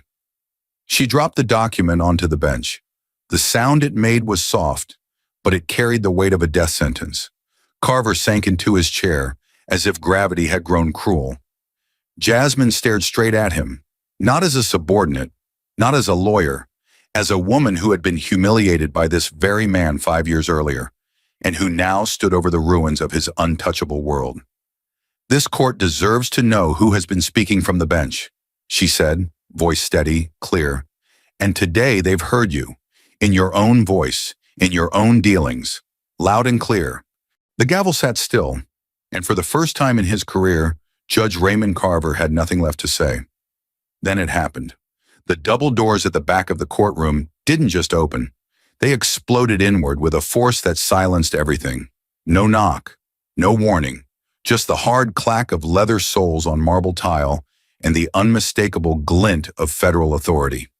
3 agents stormed in, suits sharp, movements tight, their jackets pulled back just enough to reveal holstered weapons and the gold of their badges. The courtroom turned like a wave crashing against itself. Jurors leaning over the box, reporters gasping, one camera nearly dropped to the floor in shock. And at the center of it all, Jasmine stood perfectly still, eyes locked on Carver, her breath calm, her body unmoving, as if she had seen this moment 1,000 times in her mind before it ever came true. The lead agent spoke, his voice cutting through the tension like a blade. Judge Raymond Carver, he announced slowly, clearly, you are under arrest for obstruction of justice, conspiracy to commit fraud, bribery, and abuse of judicial authority. Step away from the bench and place your hands where I can see them. His words didn't echo, they hit, like a door slamming shut on a legacy built in shadows. And just like that, the courtroom no longer belonged to Carver. The illusion shattered. For one long, horrifying second, Carver didn't move. He stared down at the agents like they were an illusion, like this couldn't possibly be real. Then he snapped. No! He roared, his voice suddenly high-pitched, cracking under the weight of collapse. He surged forward in his chair and slammed both fists on the bench, the gavel flying off and landing in the aisle with a hollow clatter. "This is my courtroom. No one arrests me in my courtroom." The words weren't commands anymore. They were the last gasps of a man drowning in the very authority he once wielded like a weapon. The gallery recoiled. Reporters fumbled with recorders. A juror pressed her hand over her mouth, visibly trembling. The courtroom wasn't watching a judge anymore. They were watching a man unravel. Carver's face turned a deep, blistered red as he pointed toward Jasmine with a shaking hand. "She set me up," he screamed. "She's behind this. This is political. It's all lies." He spun to the jury, to the press, to the agents, his voice spiraling. "I have friends in Washington. You hear me? I'll have every one of you disbarred. Judge Carver," the lead agent interrupted, voice cold and measured. "Do not resist. If you do not comply, we will use force." It was over. The room knew it. Carver tried to step backward toward the side door behind his bench, the same door he used for years to avoid the people he sentenced, the reporters he dodged, the consequences he delayed. But there would be no back exit this time. Two agents stepped in, moving with precision. No struggle, no yelling. They flanked him like they had rehearsed it. One grabbed his wrist, the other guided his arm back. Slow, deliberate. The sound of the cuffs clicking closed echoed through the chamber like thunder. Click, click. Done. A judge, the judge, who had silenced so many with a glance, now stood powerless, cuffed, trembling in front of flashing cameras in a gallery full of the people he once ruled over, like a tyrant cloaked in law. His robe hung awkwardly on his frame, the fabric suddenly too large, too empty. It no longer symbolized authority. It looked like a costume, worn by a man pretending to be more than he ever was. He twisted violently, trying to shake off the agents, yelling again. "This isn't over. You hear me, Crockett? You think this makes you a hero? I built this city. You're just another headline." But Jasmine didn't flinch. She didn't smile. She didn't speak. She simply watched as the man who once humiliated her, who dismissed her, disrespected her, tried to bury her in his courtroom, was now being walked down the center aisle, his head down, eyes wild, wrists bound. The press followed like sharks, shouting questions, flashes strobing across his face as the weight of justice pressed down on him for the first time in his life. He was no longer Judge Carver. He was Raymond Carver, defendant, suspect, fallen king. And as the doors closed behind him, leaving nothing but his echo and the bitter stench of a broken empire, Jasmine stood taller than ever. She didn't have to say a word, because justice had spoken for her. The echo of Carver's last desperate outburst hadn't even faded when Jasmine turned, slow and deliberate, to face the man seated just a few feet away. Thomas Eldridge, the king of concrete, the empire builder, a man who once bulldozed entire blocks of neighborhoods to erect glass towers in their place. He'd watched Jasmine the entire trial with the smug confidence of someone who believed he was untouchable. But now, he looked like a statue melting under heat. Sweat pooled under his collar. His tie was crooked. His eyes, darting left and right, searched for a way out that didn't exist. Jasmine walked over, each step echoing louder than the last. She didn't need to raise her voice. Her tone carried enough weight to silence a room that had just witnessed a judge taken down in chains. She stopped in front of Eldridge, looked him dead in the eye, and said with lethal precision, "You're next, unless you tell the truth. Right here, right now." The words hit harder than any piece of evidence, because for the first time, Eldridge realized what Jasmine already knew. This wasn't just about bad deals and dirty money. This was about legacy, about survival, and his was about to burn. Eldridge tried to speak, but the words clung to his throat. His mouth moved, but no sound came. Finally, he swallowed hard and shook his head, trembling. "If I talk," he whispered, barely audible, "I'll be dead before the ink dries. You don't understand. I wasn't running the show." Jasmine didn't blink. "Then tell me who was." He hesitated again, eyes wide with the panic of a man standing at the edge of a cliff with fire behind him. "They'll kill me," he repeated. "You think Carver was the worst of them? He was a pawn. That's all. He followed orders because he owed too many favors and didn't have the spine to say no." His voice cracked. "The real head is still out there, still clean, still smiling on TV while people like me take the fall." The gallery leaned in. One reporter forgot to breathe. A court clerk dropped her pen. Jasmine's voice cut through the silence. "Say his name." Eldridge looked at her, then at the exit where Carver had been dragged away. His whole body shook now, like a man breaking open from the inside. "It was Hayes," he said finally, the words tearing out like confession and curse all at once. "Councilman Daniel Hayes. He runs it all." There it was, the next piece of the puzzle, the real puppeteer behind the curtain. Jasmine's eyes didn't widen. Her breath didn't change. But inside, the room shifted again. Only this time, it wasn't collapsing. It was expanding. The game board was bigger than anyone thought. Carver was never the king. He was just the front man, the noise, the shadow to distract the world from the real figure pulling every string from City Hall. Eldridge slumped in his chair, like just saying the name had drained the last of his strength. "You have no idea," he muttered. "He's got eyes in the planning commission, the finance board, the mayor's office. He handpicks the charities, the Shell Corps, the judges. I was just the wallet. I moved the money. But he designed the whole machine." Jasmine nodded slowly, her voice low but razor sharp. "And now you're going to help dismantle it." Eldridge looked like he was going to vomit. "If I talk, I'll end up in a ditch." He looked around, desperate. "I need protection. Federal custody. I'll give you files, emails, voice messages, but I want full immunity and witness relocation." "You're not negotiating," Jasmine replied coldly. "You're surviving, and right now, survival starts by proving you're more useful alive than buried in a scandal." She pulled out her phone and dialed a number. "Agent Henders, I've got your next witness and your next target." The agents at the back of the courtroom stepped forward as Jasmine flipped open the final file in her briefcase.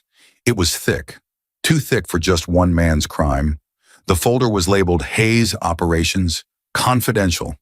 She had already been building this case. Carver had been the door, Eldridge the key. But Hayes? Hayes was the fortress, and she was just getting started. Eldridge sank deeper into his chair. The weight of what he had done and what he had just unleashed hung around him like chains. But he didn't resist. He didn't deny. Because he knew there was nowhere left to hide. The courtroom slowly began to stir again, like it had just come out of a trance. Reporters whispering to producers, officers talking into radios. But all of it was background noise to Jasmine, who stood at the center of it all, unshaken. She had come to fight a case. Now she had uncovered a war. She looked down at Eldridge one last time. "The truth was never going to set you free," she said quietly, "but it might buy you a seat on the right side of history." And then she turned, toward the cameras, toward the press, toward the city that had ignored this corruption for far too long. The wheels were already in motion. The headlines were being typed. But Jasmine wasn't finished. Councilman Hayes was next. And this time, he wouldn't see her coming. Night had already blanketed the city by the time Jasmine arrived at Eldridge's downtown office. But inside the federal SUV, no one was thinking about the hour. She sat in the back seat, silent, her eyes scanning the windows of the looming Horizon Tower. It was sleek, steel glass, and arrogant, just like the man who built it. But behind that polished exterior was the vault. And inside that vault, if Eldridge was telling the truth, was the kind of evidence that could do what no courtroom plea or viral headline ever could: expose the whole system. The agents moved with urgency, securing the perimeter, flashing IDs at the sleepy overnight security guard who barely had time to ask questions. Jasmine led the way toward the elevator, clutching the code that Eldridge had whispered like a deathbed confession: 381592. The 20th floor was too quiet, too polished, a vacuum of guilt pretending to be professionalism. The hallway lights flickered to life as motion sensors activated, casting long shadows over marble tiles. Jasmine's heels clicked sharply, each step steady, purposeful. They reached the main office, A sprawling suite built like a throne room, floor-to-ceiling windows, $10,000 leather chairs, glass partitions that couldn't hide the rot within. There, one agent said, pointing to a framed photo of Eldridge and Councilman Hayes shaking hands at a ribbon-cutting ceremony. Behind it, exactly as Eldridge had described, was the safe. Matte gray, heavy, mechanical. Jasmine exhaled once, centered herself, and began turning the dial. 3 dots, 8 1 dot, dot dot 5 9 2. She paused, then pulled the handle. The safe door opened with a soft hiss, like the vault itself had been holding its breath. Inside was no cash, no gold bars, just stacks of files, an unmarked USB drive, and a sealed envelope thick with weight and time. Jasmine reached in carefully, lifting out the contents one by one. The top file was labeled Hayes, Phase 3 Expansion. Inside were printed blueprints of development zones flagged for accelerated approval, all signed by mid-level city planners, names Jasmine recognized. Attached to one blueprint was a sticky note. Get Carver to sign off next week. Hayes wants it buried fast. Her fingers gripped tighter. This wasn't speculation. This wasn't gossip. These were instructions. A step-by-step guide to corruption, typed and time-stamped. Next came the USB. Jasmine passed it to one of the agents, who plugged it into a secure laptop. The screen lit up, displaying a folder structure so detailed it looked like an internal server. Decades of records, wire transfer logs, coded communications between shell companies, and a digital memo marked confidential, internal use only. She opened it. The first email read like a confession. Body. Carver handled the zoning issue. Expect funds to clear by next Friday. Use account ending in 9187. Make sure Elena doesn't talk. Jasmine blinked once, letting the nausea pass. There it was, plain as day. Carver, Hayes, money, threats, buried lives. This was never just one case, she murmured. This was an industry. She clicked into the next folder, labeled Judicial Assets. There, lined up like trading cards, were profiles of officials, judges, council members, planning directors, each with a column of coded entries. Jasmine recognized most of the names. Under Carver's file, one entry stood out: 3 expedited permits, 2 sealed motions suppressed, 1 dissent silenced, $200,000 disbursed. Her breath caught, silenced. What did that mean? She opened the sealed envelope last. Inside were printed emails, hand-marked with red pen. One of them bore the city seal. It was a memo from Councilman Hayes himself, on official letterhead. The language was clinical, cold, and explosive. We can't afford public resistance on the West Point project. Find a sympathetic judge. Carver will do if he gets the reassignment. Remind him where the checks come from. Below that in handwriting, if Crockett shows up again, shut her down. Quietly, the room went still. An agent looked up, his face pale. They tried to take you out of this before it started. Jasmine didn't look away from the page. They tried 5 years ago. They failed. Her voice was calm, not because she wasn't angry, but because she had finally confirmed what she always suspected. This system wasn't broken. It was rigged. Outside the office, lights from downtown flickered like camera flashes. But inside, Jasmine was building something far more dangerous than headlines. She was assembling the bones of a machine that had quietly fed on the city for years. And now she had names, she had files, she had proof. An agent leaned over the laptop. This is enough to indict half the zoning board, 3 judges, and at least a dozen donors, he said. With this and Eldridge's cooperation, we'll have a clean shot at Hayes. He paused. But he's smart, paranoid. He'll know we're coming. Jasmine nodded slowly. Then we don't come quietly. She looked back at the safe, at the documents, the emails, the silent testimony of years of theft disguised as policy. These weren't just papers. They were the receipts of betrayal, of communities displaced, voices silenced, futures sold off for bonuses and backdoor deals. And now, they were hers. Jasmine closed the folder, tucked it under her arm, and turned to the agents. Get me a full warrant, every office Hayes has touched, every consultant, every fund, every committee.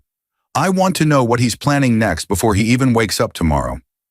She looked one agent in the eye. "If he gets ahead of this, we lose everything." As they left the office, the corridor behind them now dark again, Jasmine knew this wasn't the end. It was the beginning of the real war. Because Carver was just a symptom. Eldridge was just the delivery system. But Hayes was the disease, and Jasmine had just found the cure. The message came at 11:42 p.m. One line, no signature. "Midnight, Pier 17, bring the rest." It was from one of Hayes' burner accounts, forwarded from a flagged IP address inside City Hall. FBI analysts decoded it within minutes. Jasmine didn't need translation. She knew exactly what it meant. Hayes was scared. He'd realized the walls were closing in, and now, like every guilty man with too much to lose, he was about to make his final move. Not a press conference, not a backdoor negotiation. He was going to erase it all. Files, documents, records, and the man who kept it clean for him. The cleaner, the one Eldridge only dared to whisper about. Jasmine stared at the message for a full second before speaking. "He's going to burn the evidence," she said. "We're not going to let him." By 11:50, a full tactical team was mobilized. Unmarked vans rolled out like quiet thunder, headlights off, radios low. Jasmine rode in the lead SUV, eyes scanning the coastline as the industrial docks came into view. Rows of rusting containers, empty warehouses, and a deep black silence that swallowed light. Pier 17 wasn't just forgotten. It was designed to be forgotten. No cameras, no security, no questions, just shadows and wind. And tonight, the sound of justice coming for a man who had eluded it for decades. They positioned early, agents fanned out, taking cover behind crates, vehicles, and the massive iron skeletons of dormant cranes. The dock reeked of salt, rust, and something older, corruption. Jasmine stood behind a loading platform, radio in hand, body still. The clock ticked. 11:57, then 11:59. Then footsteps. At first faint, then sharper, slower, intentional. A black Mercedes rolled onto the dock, headlights cutting through the dark like blades. The car stopped 20 feet from the water. The driver's door opened, and out stepped Councilman Daniel Hayes, dressed in a dark trench coat, briefcase in hand, no tie, no entourage. Just one man carrying a lifetime of secrets in a leather case. He scanned the area cautiously, clearly trying to spot anyone who didn't belong. Then he walked slowly toward the end of the pier. Another figure emerged from the shadows, a man in gray, tall, wiry, gloved. The cleaner. They met under the only dock light still working, their silhouettes distorted by the fog curling in from the bay. Jasmine watched through binoculars. The agent beside her whispered, "We wait for the handoff, then we move." Hayes opened the briefcase.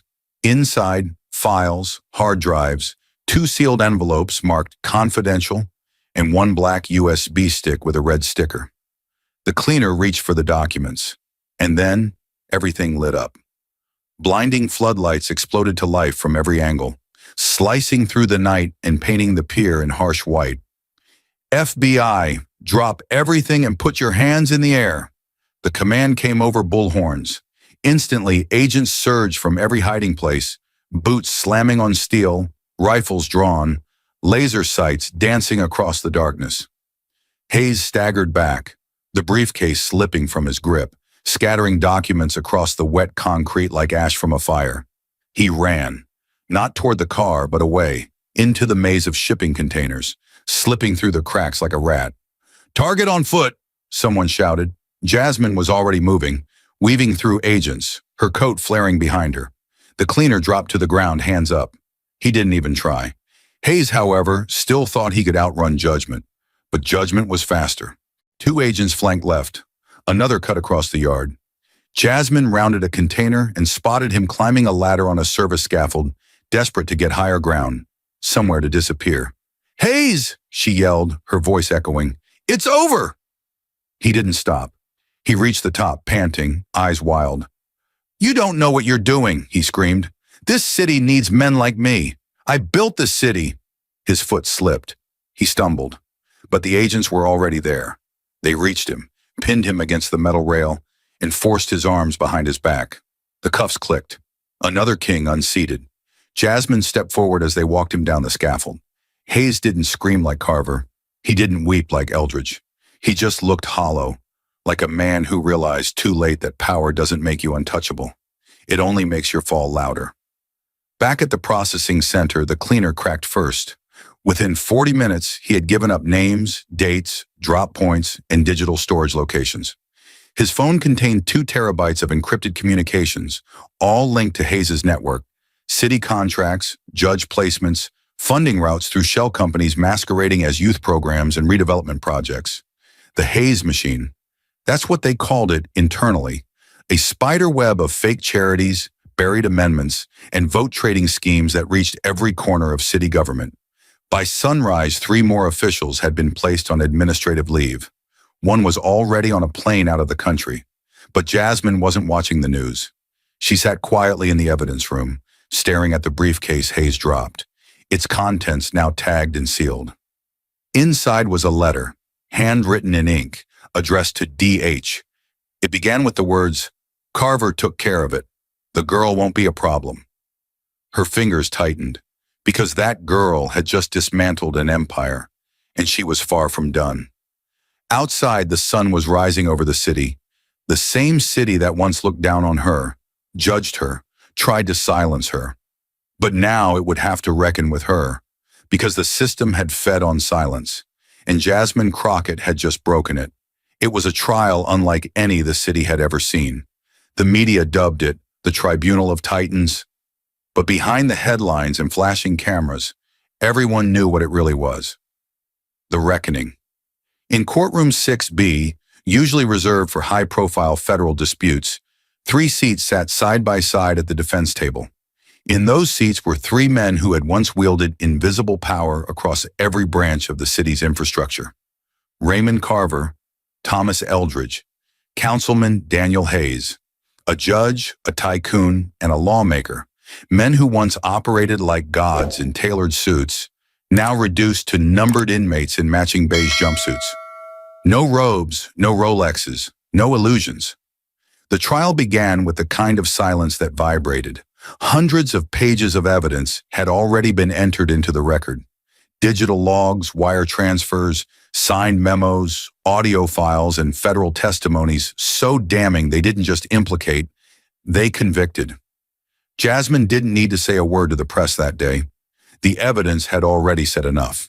Her name was on every affidavit. Her strategy lined every exhibit binder. Her fingerprints were on the very framework of the case.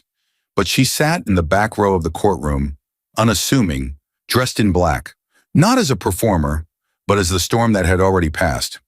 When the prosecution began, they didn't start with Eldridge's finances or Carver's sealed orders. They began with the victims, the displaced families from West Point, the city workers blackballed for questioning permits, the whistleblowers whose careers vanished. They painted the corruption not as an abstract scheme, but as a human cost. A child who lost access to public school after a development bulldozed his neighborhood. An elderly woman forced from her home after property taxes skyrocketed due to false land valuations. Real names, real faces, real loss. Carver's defense tried to claim memory lapses and procedural loopholes. Eldridge's team argued he was just a financier and had no criminal intent. Hayes? He went full denial. Political hit job, his lawyer called it, a vendetta orchestrated by a woman with ambition and a grudge. But the jurors didn't flinch. Not once. They'd read the memos. They'd heard the recordings.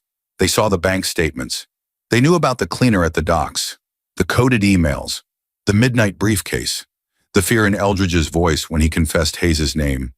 And they'd heard Jasmine Crockett's closing argument, one she gave not with fire, but with stone. When power is used to crush the voiceless, she had said, it no longer serves justice. It becomes its enemy. These men didn't just take bribes or manipulate zoning laws. They sold trust. They privatized silence. And when someone dared to challenge them, they used the system not to protect the people, but to punish those who tried. Her voice was low, not loud, not dramatic, just pure weight. Justice isn't something the powerful define. It's something the brave fight for. And today, we fight. It took the jury 6 hours. When they returned, the courtroom felt like it might explode under its own gravity. The clerk stood. The foreperson read the verdicts one by one. Raymond Carver, guilty. Thomas Eldridge, guilty. Councilman Daniel Hayes, guilty. Conspiracy to commit fraud, bribery, obstruction of justice, misuse of public office. Carver received the harshest sentence, 45 years without parole. The judge who once barked at lawyers like insects would now spend decades taking orders in a cell. Eldridge got 32 years, and Hayes, once a mayoral frontrunner, received 38. None of them spoke as they were let out in cuffs. None of them made eye contact with Jasmine. The press lost its mind. Headlines erupted. The empire collapses. The trial that shook the city. Jasmine Crockett topples the untouchables.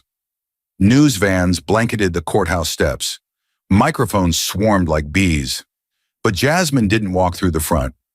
She exited quietly through the side hall, her coat drawn tight, her face unreadable. A junior reporter chased after her. "Ms. Crockett, just a word. Are you going to run for office now?" she called. Jasmine paused for a breath, then kept walking. She didn't come for a headline. She came for justice. Later that evening, the courtroom staff returned to find something unexpected mounted outside the doors of 6B. A bronze plaque, freshly polished, newly installed. It wasn't large, it wasn't grand, but the engraving carved into it was sharp, deliberate, cut with the precision of someone who meant every word. Justice is not what the powerful say, it is what the brave are willing to fight for. There was no signature, no attribution, just the words. But everyone knew who they belonged to. The judges who came after would read that plaque every morning before stepping behind the bench. Lawyers would run their fingers across it for courage before opening difficult cases. And those who had been silenced, who had lost homes, jobs, dignity, would see it and remember that even in a system built to protect the corrupt, truth could still rise.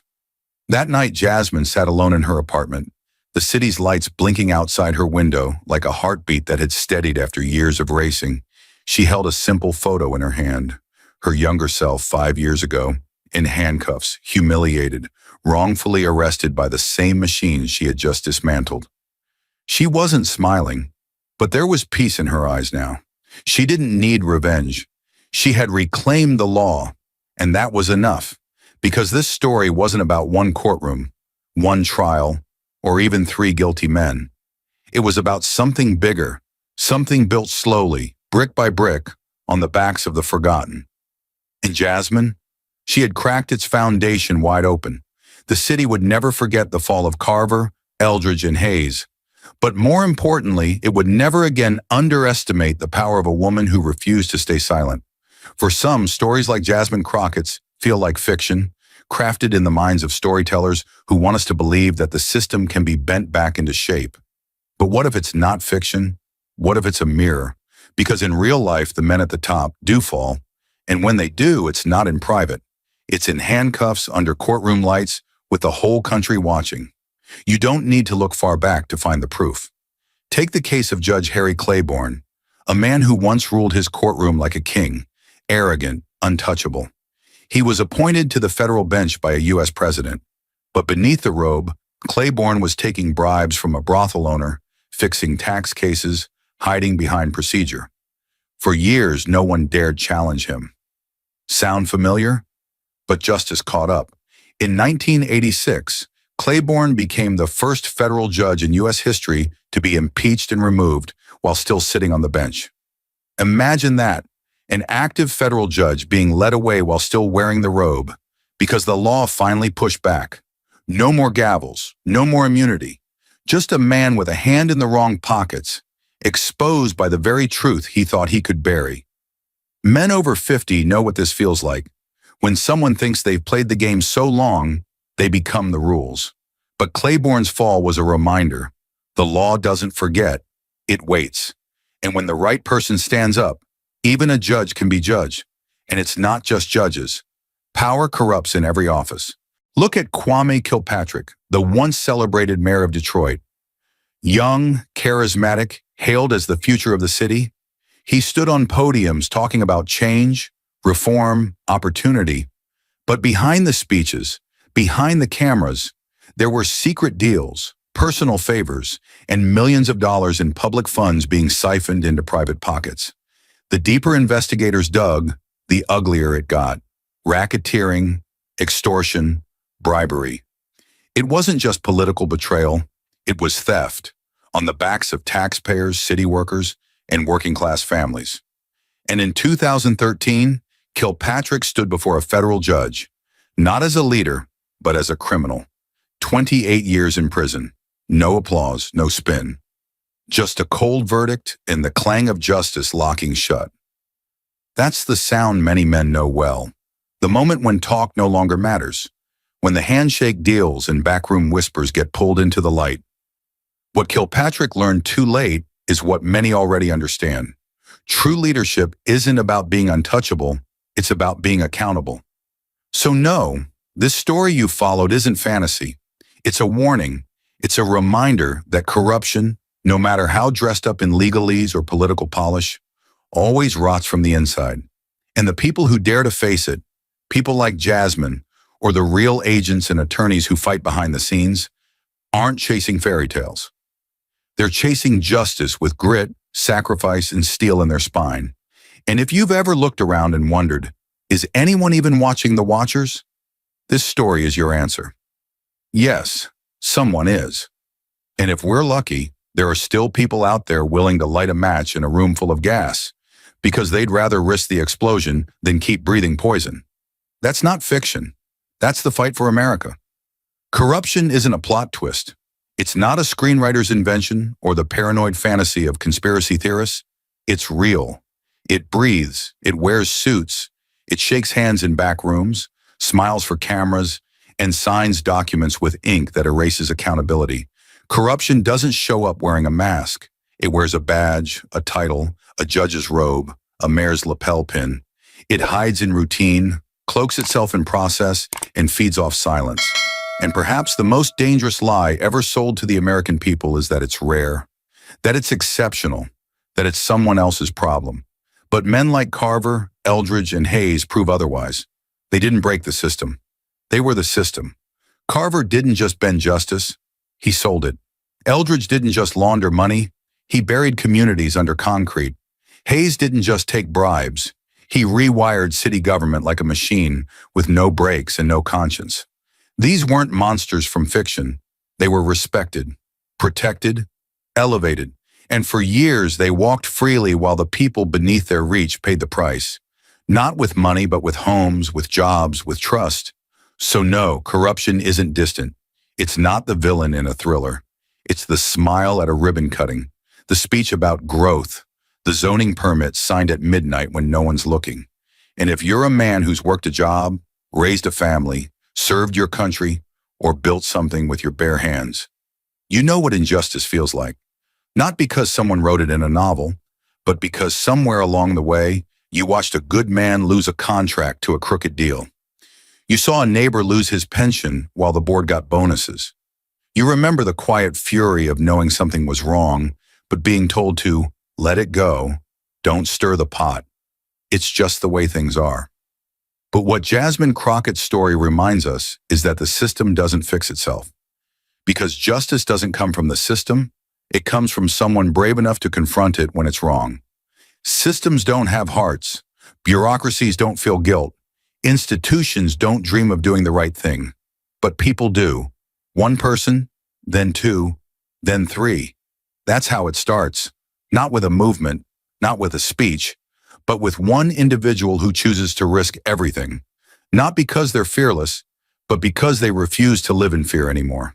Jasmine was mocked, laughed out of courtrooms, threatened, silenced. She was arrested by the same machine she would later dismantle. And she didn't win because the system suddenly grew a conscience. She won because she didn't walk away, because she came back. She did the work. She asked the questions no one wanted to answer. And she kept asking until the lies cracked and the truth spilled out into the light. That's what real justice looks like. Not pretty, Not polite, it's messy, loud, and sometimes it walks in with scars from the last battle. And if you're a man who's seen enough to know the world doesn't always reward honesty, you understand what it costs to stand up. It's not a slogan. It's a sacrifice. It means going against friends, losing opportunities, being called difficult, dangerous, idealistic. But the moment you stop fighting is the moment corruption wins. Not because it's stronger, but because it's patient. The men who sit on thrones of lies count on good people staying quiet. They depend on fatigue, on cynicism, on that voice in your head that says, you can't change it. But that's the lie. You can, because the story doesn't belong to the system. It belongs to the ones who resist it. So if you're sitting at home right now, gray in the beard, lines in your hands from decades of work, and wondering what your part is in this world of noise and corruption, let me tell you, you're still needed. Your clarity, your values, your courage. You don't have to be a lawyer or an agent or a public figure. You just have to be one man who doesn't flinch when the pressure comes. One man who looks at a system built on silence and says, not this time, because the next Jasmine out there, she's watching, and whether she stands or breaks depends on whether someone like you believes she should keep going. Corruption thrives when people think they can't win, but justice only needs one spark. And if you've lived long enough, you know how dangerous a man becomes when he's got nothing left to prove. Just a fire in his gut and a truth worth defending. That's what ends empires, not mobs. Men who remember who they are. So let them call it fiction. Let them say it's exaggerated, theatrical, impossible. You know better, because you've seen what silence protects, and you've felt what courage demands. And now, it's your turn to stand with the ones who don't run. Because justice isn't what the powerful define, it's what the brave choose to fight for. And if that doesn't sound like you, then maybe it's time to remember who you used to be before they told you to sit down. Thank you for watching until this moment and for standing with us on this journey for justice. Your support means everything. Like, subscribe and turn on notifications so you never miss what's next. And we'd love to hear your thoughts. Leave a comment below and let us know what moved you most in this story. Together, our voices make a difference.